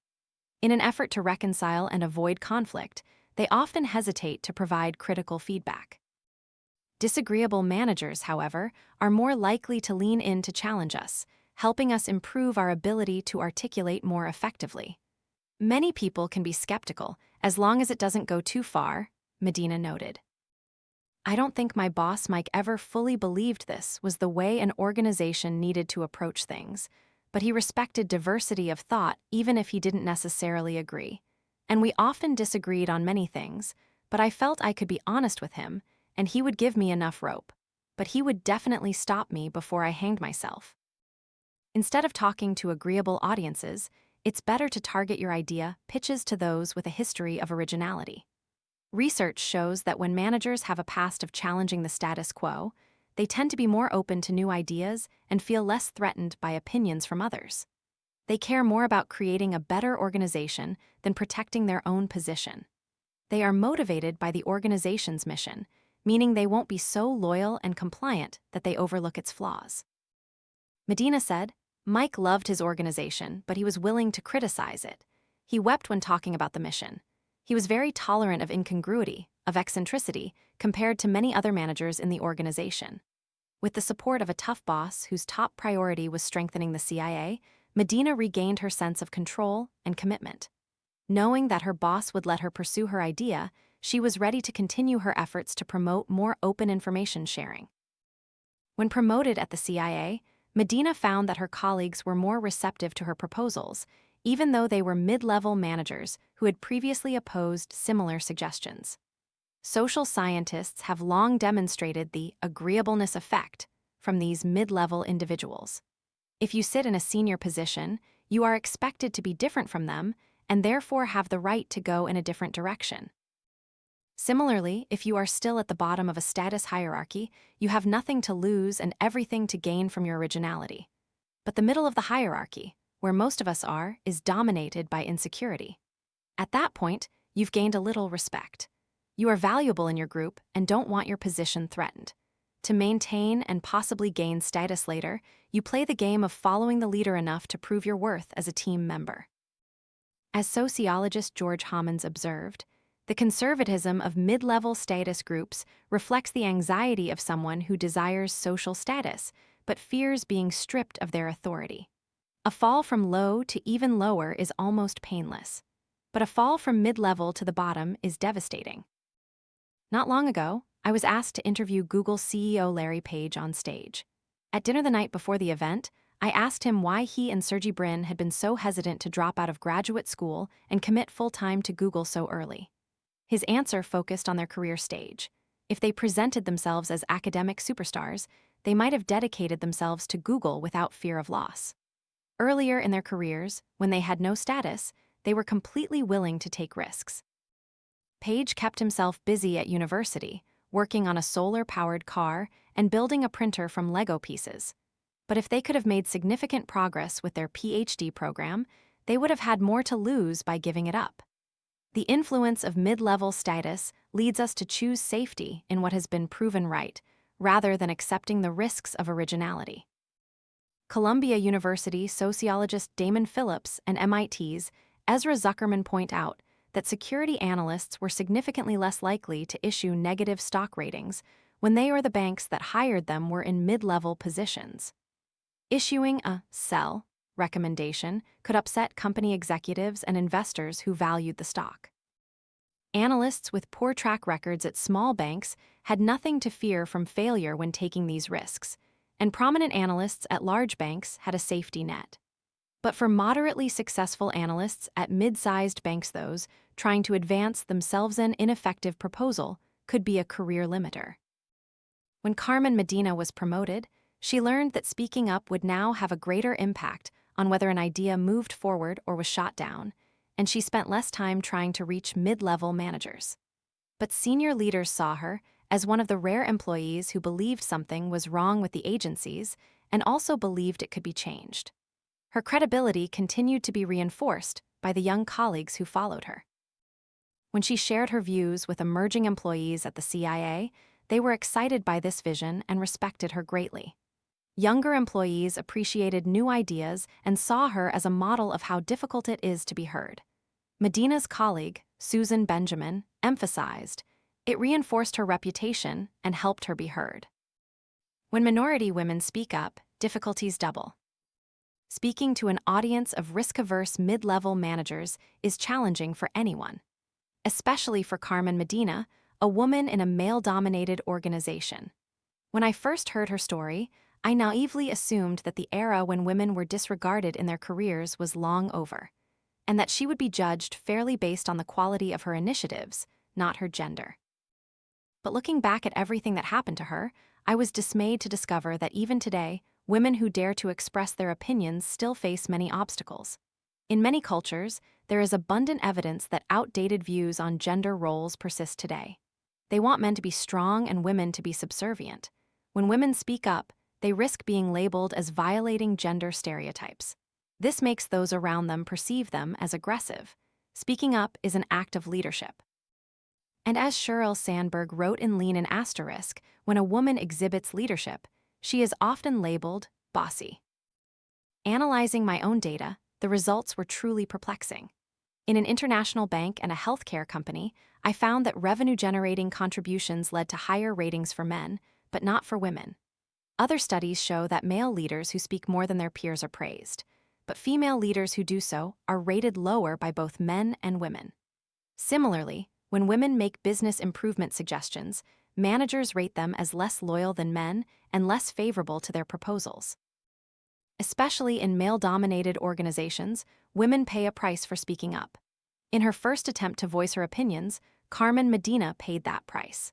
The acceptance level for women's behavior at that time was narrower than for men. She said that during her second journey, she had a different experience. Because part of her job was to update information online, she no longer had to worry about being seen as aggressive when clearly expressing her views.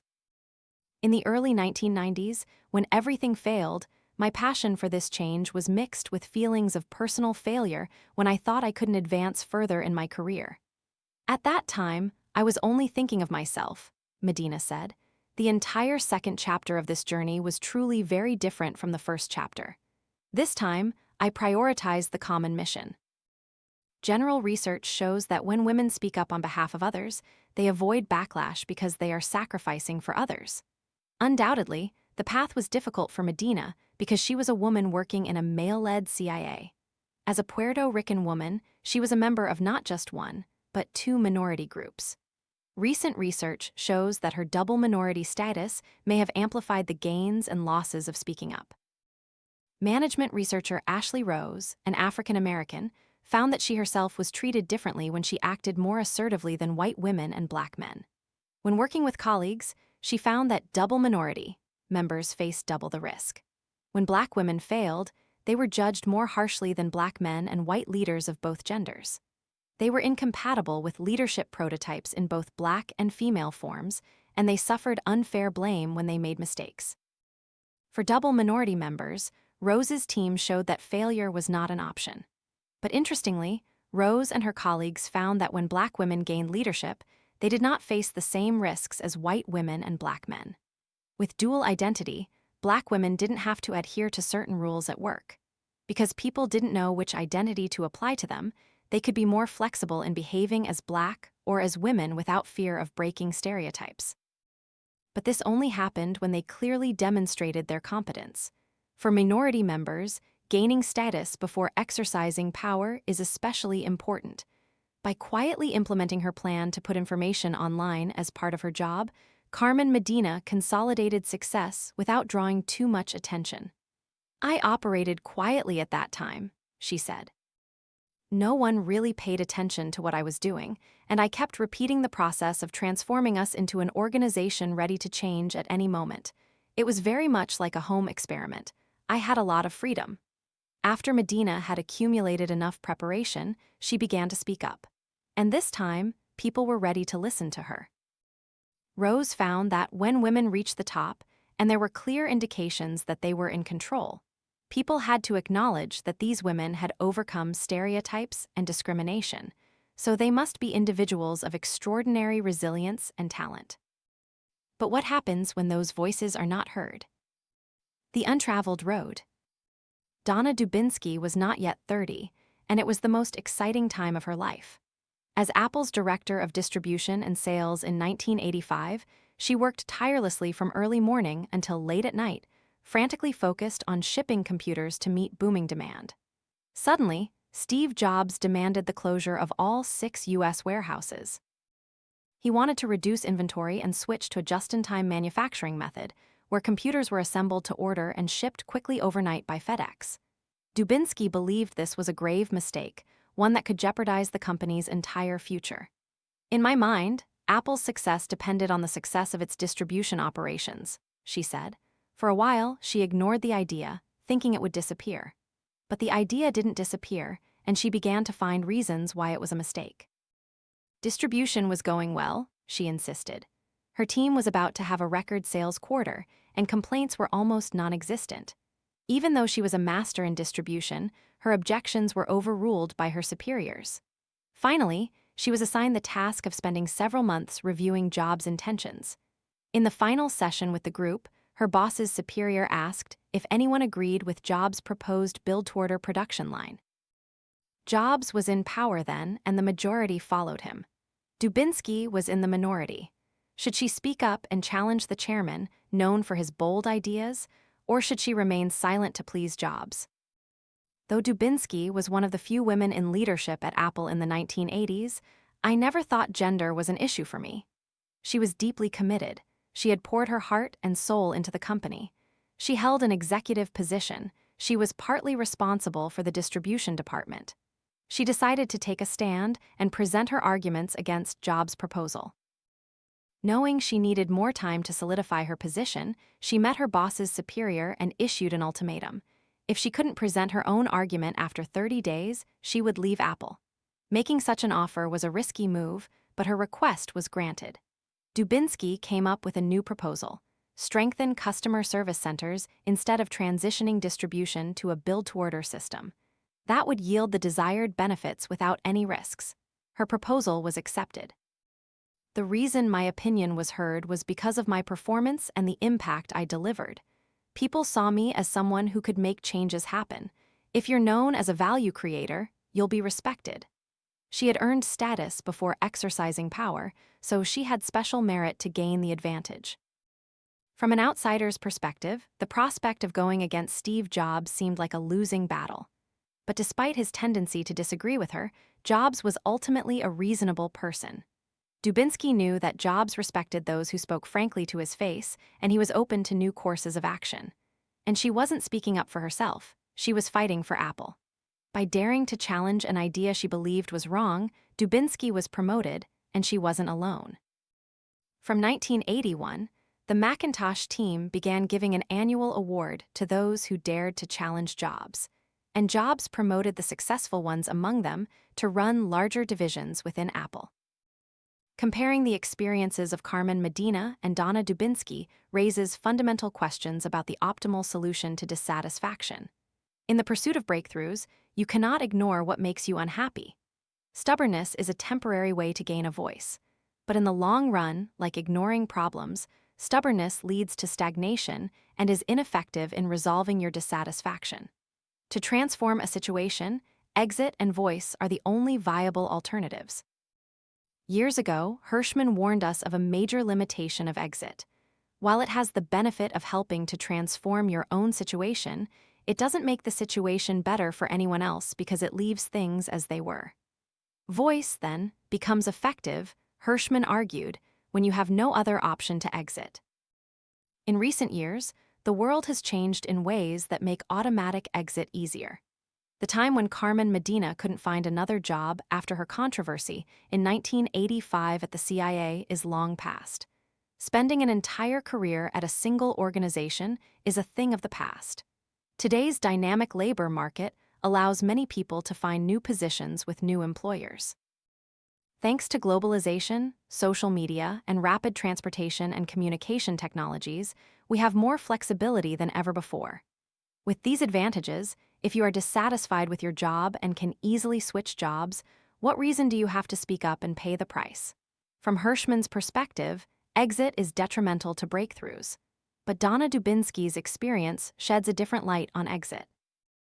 After winning the distribution battle at Apple, she gained a higher position in global business and marketing at Claris, Apple's software subsidiary. Within a few years, her team generated half of Claris's revenue. In 1991, when Apple refused to let Claris spin off as an independent company, Dubinsky was so disappointed by the lack of opportunity to make an impact that she decided to quit.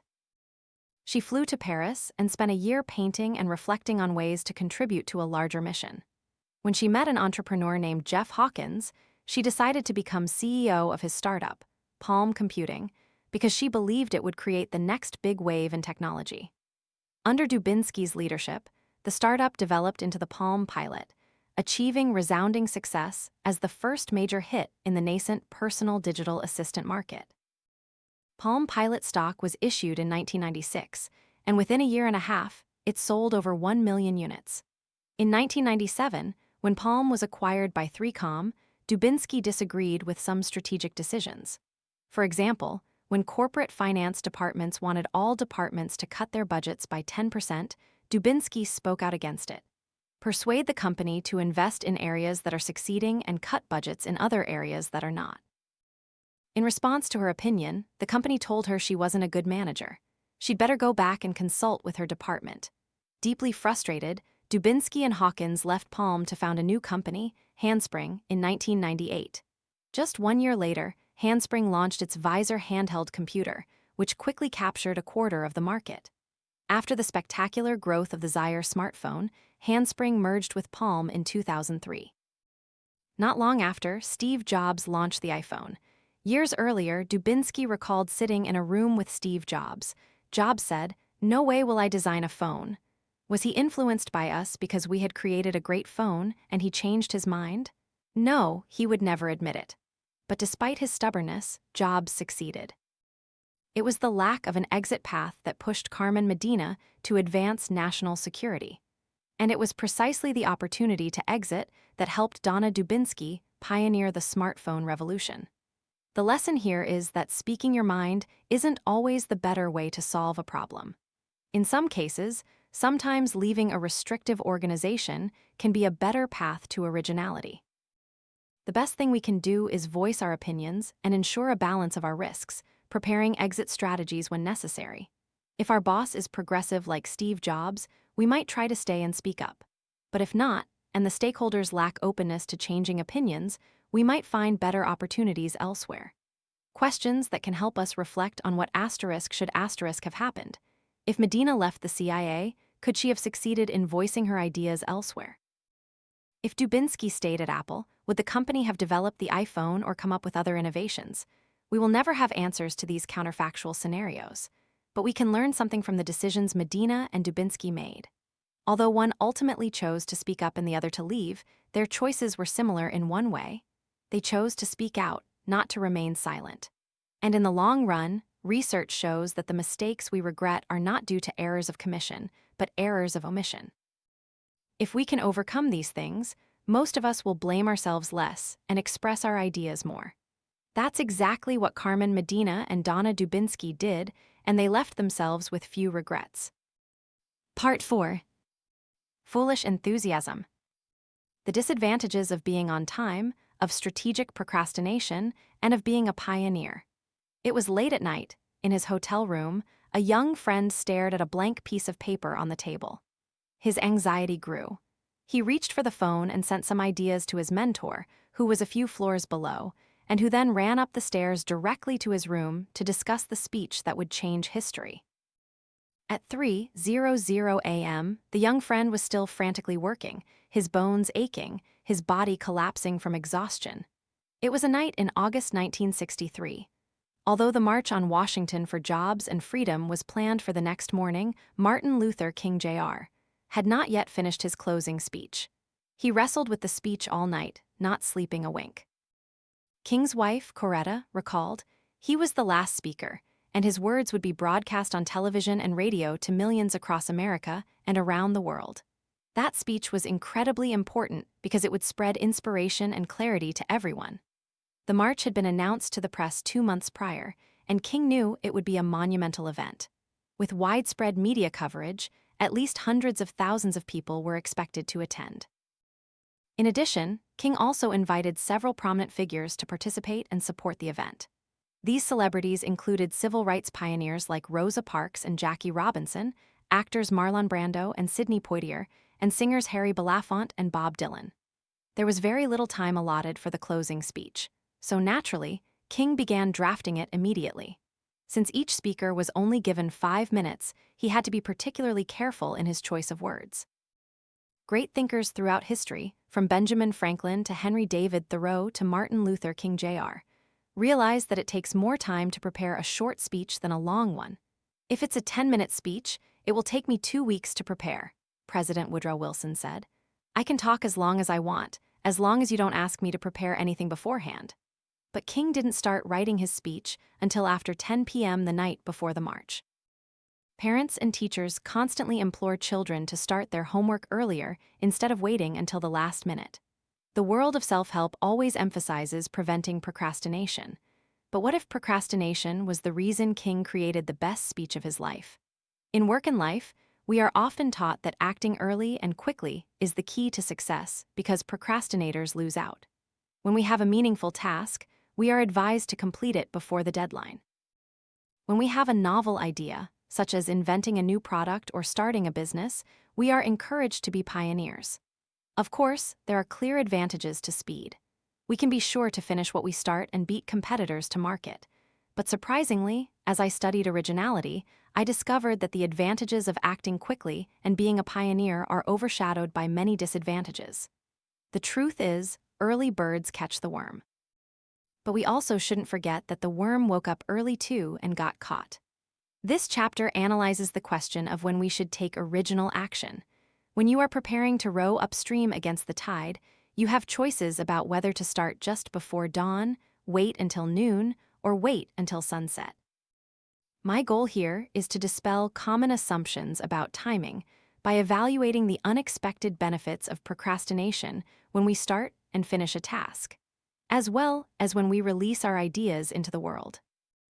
I will discuss why procrastination can be considered a necessary supportive condition, or how first-time entrepreneurs often face an uphill battle, or why older, more experienced innovators sometimes outperform younger ones, and why leaders who are willing to change effectively are those who patiently wait for the right moment to act.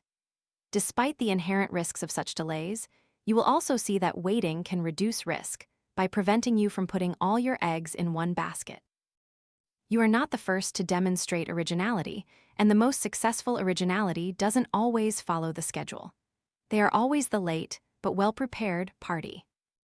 Another Da Vinci Code. Recently, a doctoral student with an unusually creative mindset named Jihi Shin came to me with a peculiar idea. Procrastination can be beneficial for originality. When you procrastinate, you are intentionally prolonging the time for the task you need to do. You might think about the task, but you delay taking steps or completing it at a lower productivity rate. Shin proposed that when you set a task, you use your time to consider more divergent thoughts, rather than just seizing a specific idea. As a result, you consider a range of unique ideas and ultimately choose a novel approach. I asked her to test that novel idea. Shin asked college students to write business proposals for a convenience store in a vacant spot on campus. When students started working immediately, they tended to propose conventional ideas for a convenience store, just like other convenience stores. When Shin randomly assigned some participants to procrastinate by distracting them from the assigned task and asking them to play computer games like Minesweeper, Free Cell, and Solitaire, they then generated more novel business ideas, such as adding a tutoring center and a storage facility. Independent raters reviewed the final proposals without knowing who had procrastinated or who had started immediately. The proposals from the procrastinators were rated as 28% more creative. Although we were genuinely excited about these results, we were concerned that procrastination wasn't the actual cause of creativity. Perhaps playing games created mental stimulation, giving people energy to think more creatively, or simply allowing them to rest, escaping work to think freely. But experiments showed that neither playing games nor relaxing stimulated creativity. When students in the experiment played games first, before learning about the task, they didn't submit any more novel proposals. To do that, they needed to actually procrastinate while playing games, but still keep the task of brainstorming business ideas in the back of their minds. When they started working immediately and then took a short break before returning to work, they had more positive changes to restart again.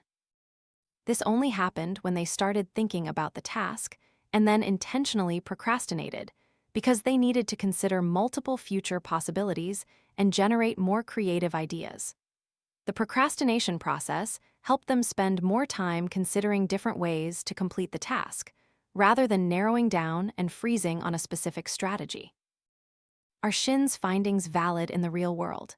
To find out, she collected data from a Korean furniture company. Employees who regularly procrastinated spent more time thinking in different directions and were rated by their bosses as having significant creative contributions. However, procrastination doesn't always foster creativity.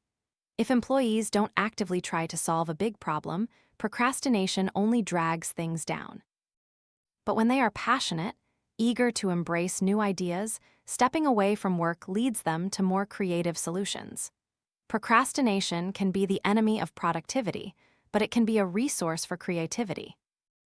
Long before modern humans became obsessed with work efficiency, from the Industrial Revolution and the Protestant work ethic, civilizations recognized the benefits of delay. In ancient Egypt, there were two different verbs for procrastination. One referred to intentional laziness, the other to waiting for the right moment. It's no coincidence that some of history's most original thinkers and inventors were procrastinators. A prime example is Leonardo da Vinci, whose unique achievements spanned fields from painting and sculpture to architecture, music, mathematics and engineering, geology and cartography, anatomy and botany. Scholars estimate that da Vinci painted the Mona Lisa in intermittent bursts over many years, then stopped painting it unfinished and did not complete it until his death. Critics argued that he was superficial and wasted his time with optical experiments and other distractions that prevented him from finishing the painting earlier. Yet these distractions turned out to help him discover his crucial unique insights. As historian William E. Wallace explained, for example, Leonardo's studies of how light strikes a sphere helped create the continuous light model of the Mona Lisa and St. John the Baptist. His work in optics may have delayed the project, but his ultimate achievement in painting depended on these optical experiences. Instead of avoiding distractions like many thinkers of his time, his ideas represented an era of genius, an independent work that broke away from the old ideas that his other famous works relied on. If creative procrastination was applied selectively and prevented Leonardo from completing some less important tasks so that his work could integrate with core harmonious values before completion, only those mediocre individuals who worship the school of efficient production could criticize him for that delay. The school of efficient production usually requires clear, conventional working principles. It will not be changed by anything. But a genius cannot be controlled, and nothing can control them. You cannot schedule or outline the work for a genius. Da Vinci spent about 15 years developing ideas for the painting The Last Supper while working on a series of other projects. The painting was initially sketched with figures sitting on a long bench. Decades later, it became the foundation for a new horizontal arrangement with 13 seats at the table in that famous painting. Although he often expressed frustration with his procrastination, Da Vinci realized that what is unique cannot be rushed. He noted that people with genius qualities sometimes succeed best when they work least because they are thinking outside their discoveries and forming in their minds an idea of perfection. Procrastination, it turns out, is a common habit of creative thinkers and expert problem solvers. Consider the winners of the Science Talent Search, a competition known as the Super Bowl of Science for high school students in America. A research team led by psychologist Renée Subotnick interviewed elite artists more than a decade after their victories, when they were in their early 30s, to ask if they often procrastinated in their daily habits, creative tasks, as well as social life and health behaviors. Over 68% of those surveyed admitted they had procrastinated in at least two of the four areas. Procrastination was shown to be effective for creative work. Science stars used procrastination as a way to incubate ideas, preventing premature selection of an idea for a problem or solution, as one scientist explained. Often, when I'm procrastinating, it feels like there's a fire burning on my back, and I need time to complete it. Another said, in scientific work, ideas need time to mature, and procrastination is a way to curb the urge to respond to work hastily. After reflecting on interviews with thinkers and early problem solvers, Subotnick's team drew a curious conclusion. Paradoxically, those who are in the most urgent or most leisurely state are the ones who seem to procrastinate the most in creative fields.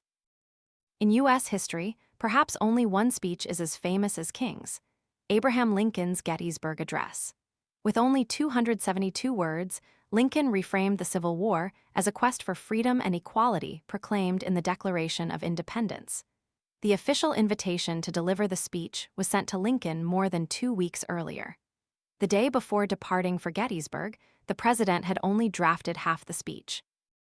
His secretary, John Nicolay, wrote that Lincoln probably followed his usual careful habit of thought in such matters to arrange his thoughts by mumbling them aloud, slowly writing, and altering them until they took perfect form.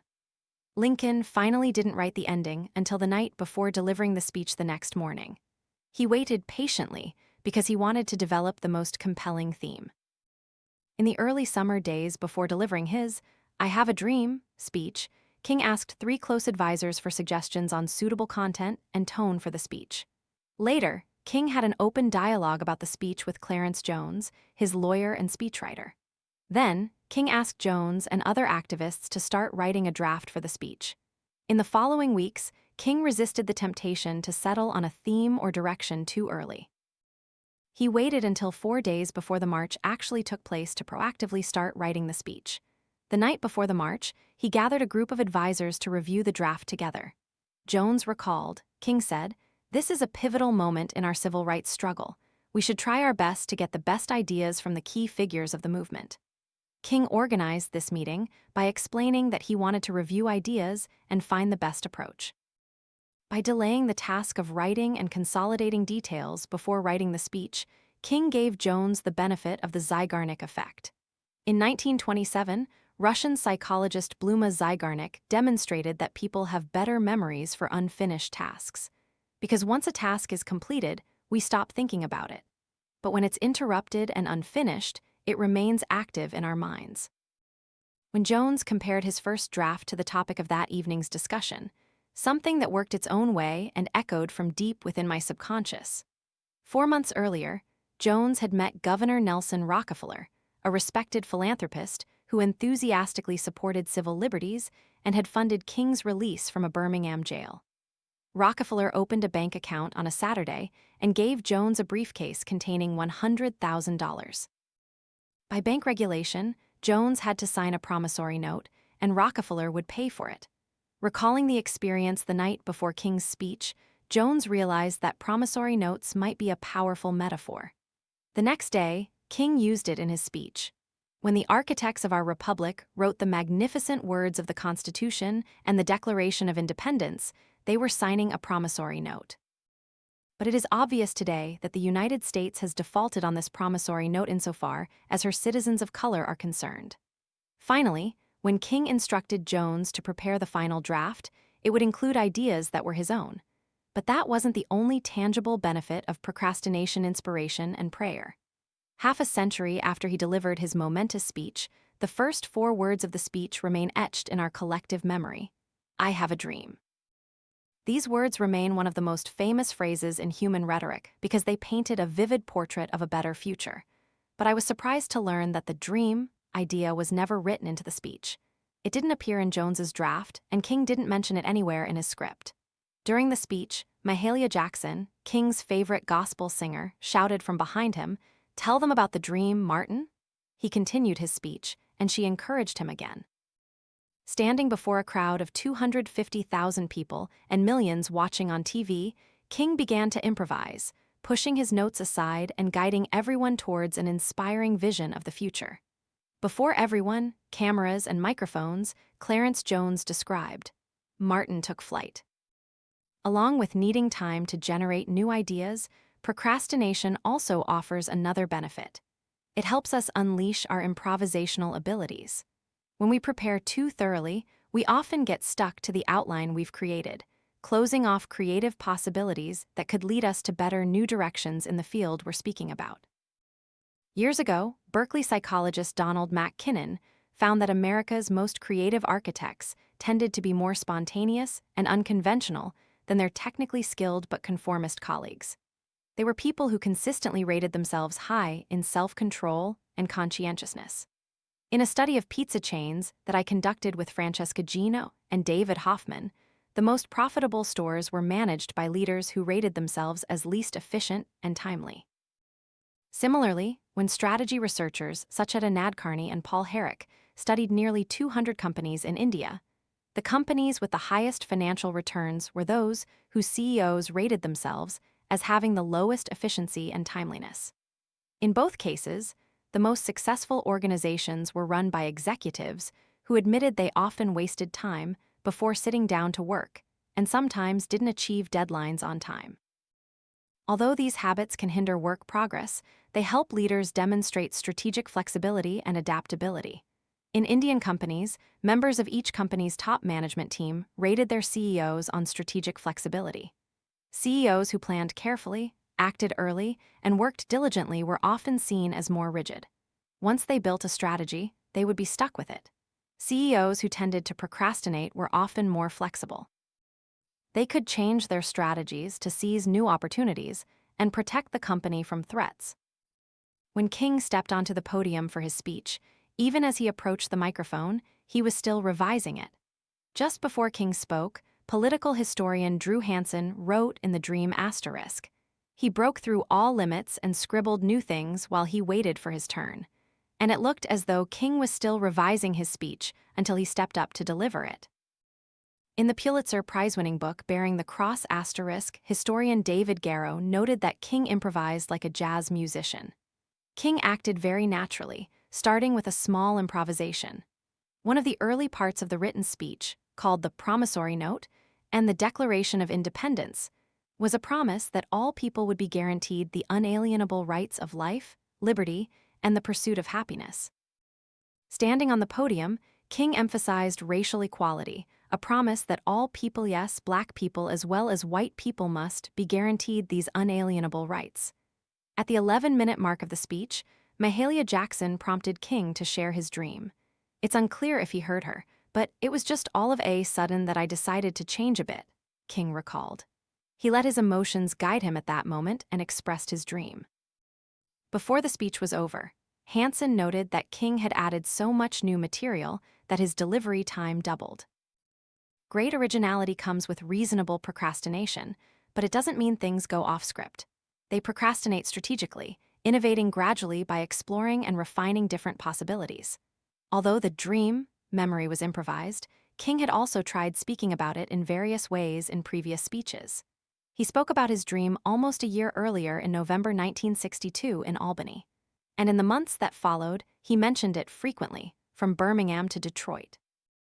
Throughout the year he spoke of his dream, it is estimated he traveled over 275,000 miles and gave over 350 speeches. While King may have delayed writing the dream speech, he had a wealth of material to help him compose it instantly to increase its authenticity. King had converged all the elements of a successful speech, delivering them through his powerful oratory. Some parts were taken from other sermons, anecdotes, biblical passages, and lines from beloved poets. Hansen explained, King didn't write too much in the speech, but assembled it by rearranging and revising material he had used many times before. It gave King the flexibility to modify his speech as he delivered it. If King hadn't decided to discard the sections he had written before, who knows if his speech at the march would have been so memorable. After participating in startups with over 100 companies, Bill Gross, founder of Idealab, conducted an analysis to find out what drove success and what led to failure. The most important factor was not the originality of the idea, the team's ability and execution, the quality of the business model, or available funding. The number one important factor was timing, Gross revealed. Good timing accounted for 42% of the difference between success and failure. Research shows that in American culture, people strongly believe in the first-mover advantage. We always want to be pioneers, not followers. Scientists rush to make new discoveries before competitors. Inventors hurry to patent before rivals. Entrepreneurs want to launch products before their competitors. If you are the first to enter the world with a new product, service, or technology, you can be elevated to a new level, occupying key space and gaining a monopoly over customers. These things create barriers for competitors. Their efforts to innovate will be stifled by your inventions and first-mover advantage.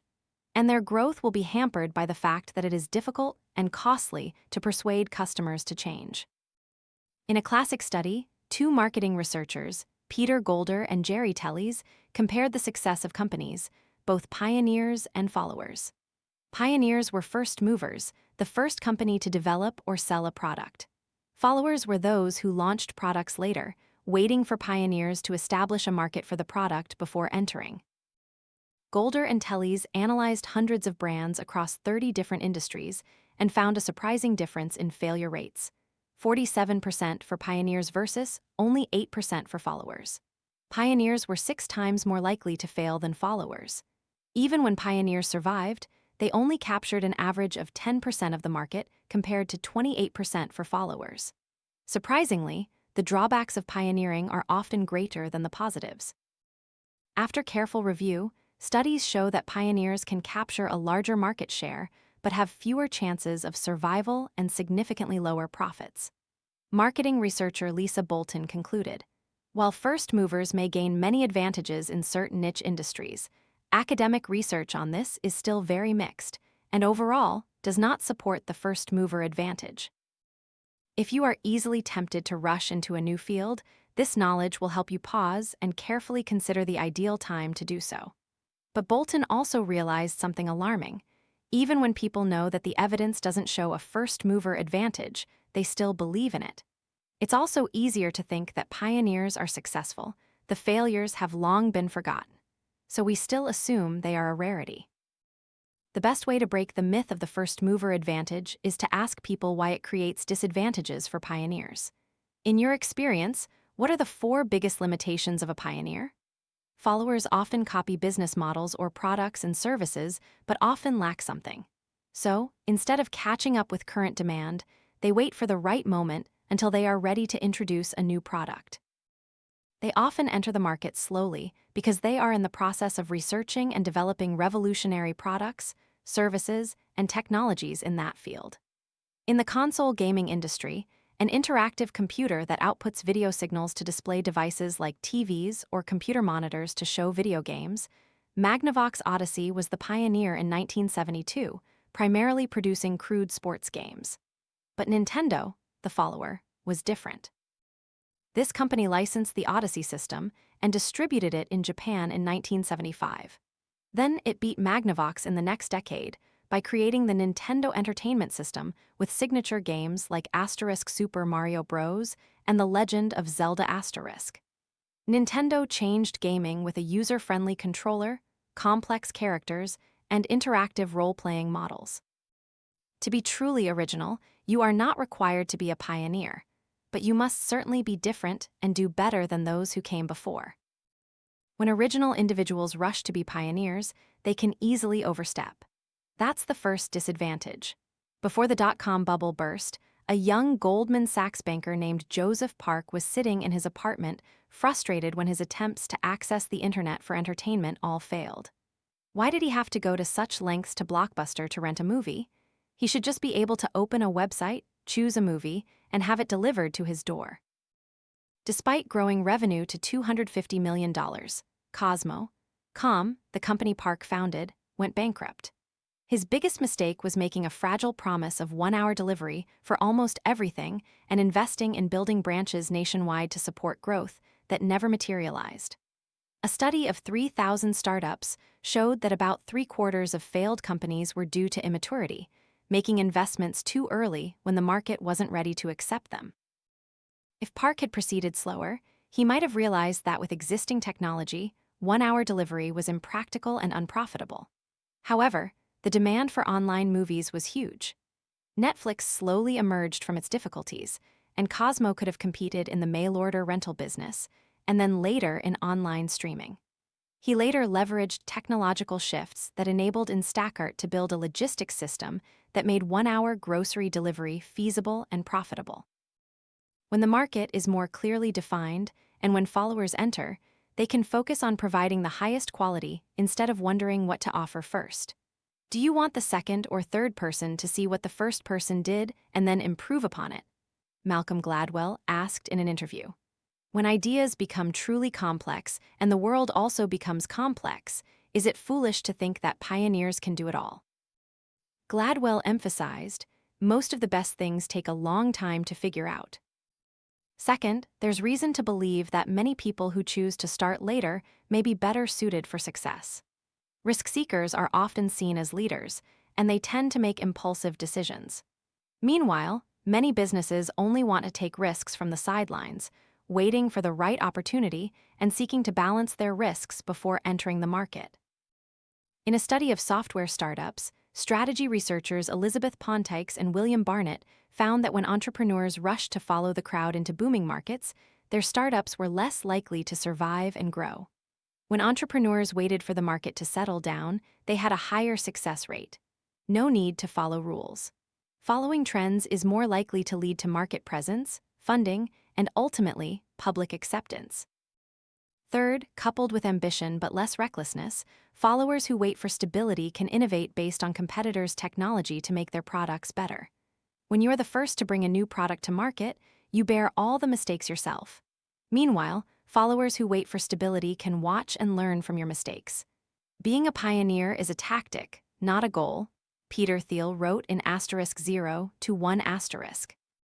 Being first will not do you any good if someone comes along and is ready to unseat you.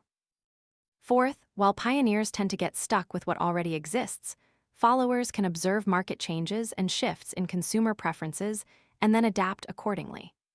A study of the U.S. automobile industry, spanning nearly a century, showed that pioneers had lower survival rates because they struggled to establish legitimacy, develop new market norms, and then became obsolete as consumer demand became clearer.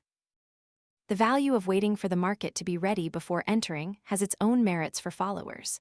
When Warby Parker launched, e-commerce companies had already flourished for over a decade, and although other companies had tried to sell glasses online without much success, it couldn't be done before, Neil Blumenthal told me.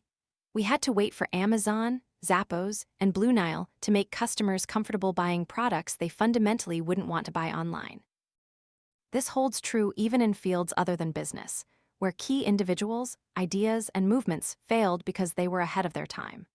At the CIA in the early 1990s, when Carmen Medina first initiated the idea of sharing digital information online for faster access, the CIA was not ready to consider the idea. When electronic communication became safer and more familiar, people became more receptive to the ideas. After the 9/11 terrorist attacks and the mistaken assessment of weapons of mass destruction in Iraq, people became even more aware of the value of lacking communication between security agencies, with catastrophic consequences. Timing is everything, Medina's colleague, Susan Benjamin, emphasized. By the time we spoke up, things became so clear that even the most conservative people admitted we had done something different, and the time was right for it. It was hard for anyone with a brain not to listen to her and agree that it was a path to take. In the 1840s, when Hungarian physician Ignaz Semmelweis pointed out that medical students washing their hands thoroughly during childbirth significantly reduced mortality rates, he was scorned by his colleagues and ended his life in a mental hospital. It took 2 decades for his idea to gain scientific legitimacy when Louis Pasteur and Robert Koch laid the theoretical groundwork for germ theory. Physicist Max Planck once remarked, "A new scientific truth does not triumph by convincing its opponents and making them see the light, but rather because its opponents eventually die and a new generation grows up that is familiar with it." I don't mean to imply that being a pioneer is entirely unwise. If all of us waited for others to act first, no initial originality would be created. Someone has to be the pioneer, and sometimes they pay the price for it. The pioneer's advantage is that they tend to dominate in areas related to patenting technology, or when there's a strong enough network effect, where products or services become more valuable with a large number of users, as with phones or social media. But in most cases, your odds of success are not high if you are a pioneer. And when the market is uncertain, unclear, or underdeveloped, being a pioneer comes with many disadvantages. The key lesson here is that if you have an original idea, it would be a mistake to rush its development with the sole purpose of beating competitors to the finish line. Just as procrastination can help us be flexible in a task, delaying entry into the market can open opportunities for us to learn and adapt, reducing the risks of originality. But what happens when we extend procrastination beyond the task's timeline and the product's life cycle? Throughout a person's life, what is the risk of waiting too long to act? The life cycle of creativity, young geniuses and seasoned masters. It's generally believed that originality stems from the fountain of youth. According to renowned venture capitalist Vinod Khosla, people under 35 are the ones who create change. People over 45 are basically dead in terms of ideas. After first publishing his revolutionary papers on relativity in his mid-20s, Albert Einstein made a similar remark. A person who has not made his great contribution to science before the age of 30 will never do so. It's tragic. Innovators often lose their originality over time. After Einstein made his paradigm-shifting discoveries in physics on relativity, Outlined in his two papers, he opposed quantum mechanics, which later became a major revolution in physics. To punish me for my contempt for authority, fate has given me authority myself, Einstein regretted. This decline is inevitable. However, when companies open their suggestion boxes, they find that older employees tend to submit more ideas, and their ideas are of higher quality than their younger colleagues, with the most valuable proposals coming from employees over 55. In the tech industry, startups that raise significant capital have founders whose average age is 38. In the arts and sciences, Chicago economist David Galenson says, "While we are quick to remember young geniuses who peak early, there are also many seasoned masters who peak later." In medicine, for every James Watson, who discovered the double helix structure of DNA at 25, there is a Roger Sperry, who recognized the specialization between the left and right brain hemispheres at 49.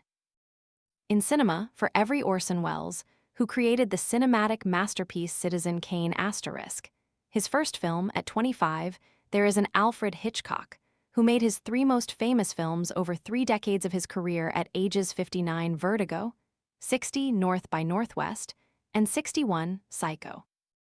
In poetry, for every E. Cummings, who wrote his first influential poem at 22 and more than half of his greatest works before turning 40, there is a Robert Frost, who wrote 92% of his most reprinted poems after the age of 40. What explains these completely different cycles of creativity? Why do some people peak early, while others' brilliant periods come later? The timing of our peaks of originality and how long they last depends on our way of thinking. When Galenson studied creators, he discovered 2 completely different styles of innovation: conceptual and experimental. Conceptual creators typically form a big idea and then arrange to execute it. Experimental creators solve problems through trial and error, learning and developing as they go. They address a specific problem, but they don't have a specific solution in mind from the start. Instead of planning ahead, they gradually solve the problem as they work. Writer E.M. Forster explained, "How do I know what I think until I see what I say?" According to Galenson, conceptual creators are sprinters and experimental creators are marathon runners. When he studied Nobel laureate economists, on average, conceptual creators had their most influential works at age 43, while experimental creators achieved theirs at age 61. When he analyzed the reprinted poems of famous poets, conceptual creators authored their best poems at age 28 compared to experimental creators at age 39. And in an independent study of every Nobel laureate physicist among young geniuses under 30, exactly half of them were conceptual creators with groundbreaking works. Among seasoned masters aged 45 and older, 92% of them created experimental works. The fundamental differences between conceptual and experimental creators explain why some peak early while others achieve brilliance later. Conceptual creations can be executed quickly because they don't require years of systematic inquiry. When Watson and Crick discovered the double helix structure of DNA, they didn't have to wait to accumulate data. They built a theoretical 3-dimensional model and tested X-ray images provided by Rosalind Franklin. Furthermore, conceptual breakthroughs tend to happen early because discovering striking originality, when we approach a problem with a fresh perspective, is truly easiest. Conceptual creators often make their most significant contributions to a field of science soon after they enter it. Galenson found that for this reason, conceptual creators become less strikingly original once they become entrenched in conventional ways of approaching problems. As Galenson explained, the inability of aging conceptual creators to look back at their youthful brilliance does not reflect a decline in the wondrous supply of creative art. Instead, it is caused by the effects of accumulated experience. The true enemy of conceptual creators is the formation of fixed habits of thought. Conceptual creators can become imprisoned by their initial significant achievements. As a conceptual creator, this was Einstein's problem. When he developed his famous theory of relativity, he didn't conduct scientific experiments, but thought about thought experiments. He imagined himself chasing a beam of light. His major contribution to science was ideas and theories that explained others' experimental results. Once Einstein's principles of relativity were accepted, he struggled to adapt to the shift from the principles required by quantum physics. In poetry, Galenson pointed out that E. Cummings faced a similar obstacle. After imagining his own rules for language, syntax, and punctuation in his 20s, he reached his 50s, and a critic remarked that Cummings remained an experimenter on his only experiment. The interesting thing about Cummings is that he always talked about evolution, and it was always the same. Later, when Cummings was 65, another remark stated that Cummings was a bold, original poet, but his poetry collections were entirely alike. As psychologist Abraham Maslow observed, if you only have a hammer, you tend to see every problem as a nail. However, while experimental creativity may require years or decades to accumulate the necessary knowledge and skills, it becomes a more solid foundation for originality. Roger Sperry spent years conducting experiments with cats and split-brain patients to determine how brain hemispheres worked.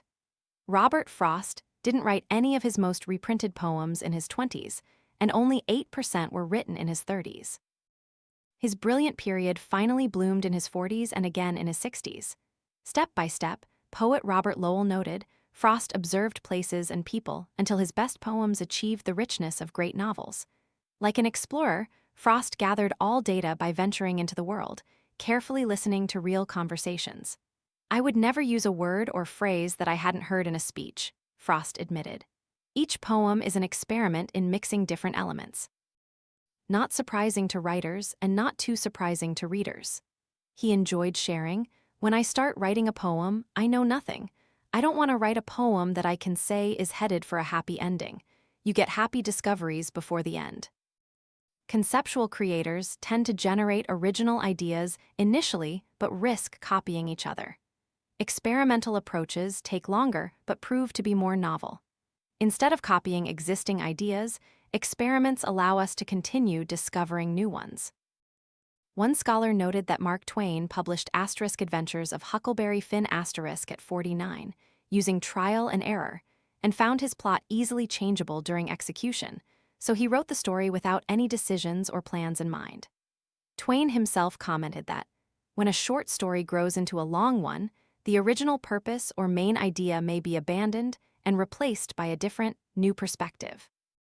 To maintain originality as we get older and accumulate experience, the best successful bet is to adopt an experimental approach.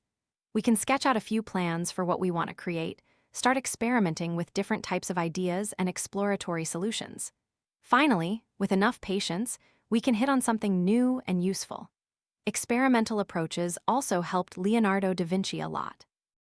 He was 46 when he completed The Last Supper, and in his 50s when he began painting the Mona Lisa asterisk.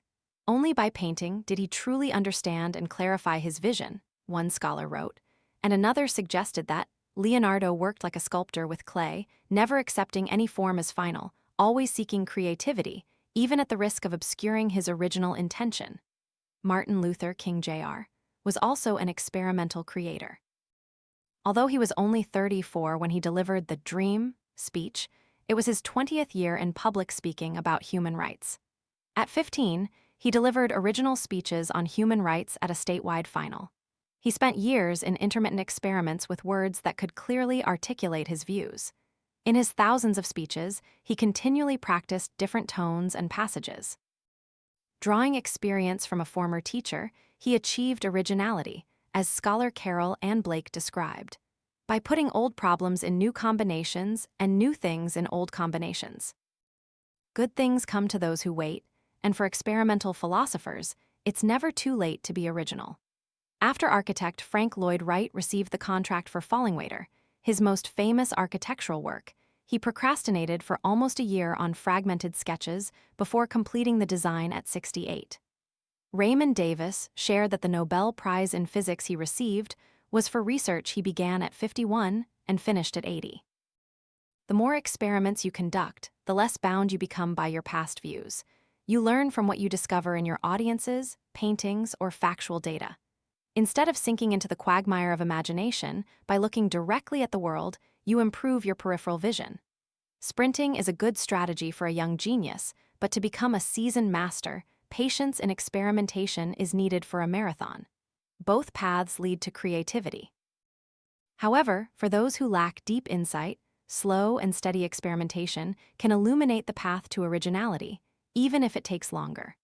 Of course, not all 65-year-olds who haven't achieved anything are undiscovered experimental creators, author Daniel Pink reflects.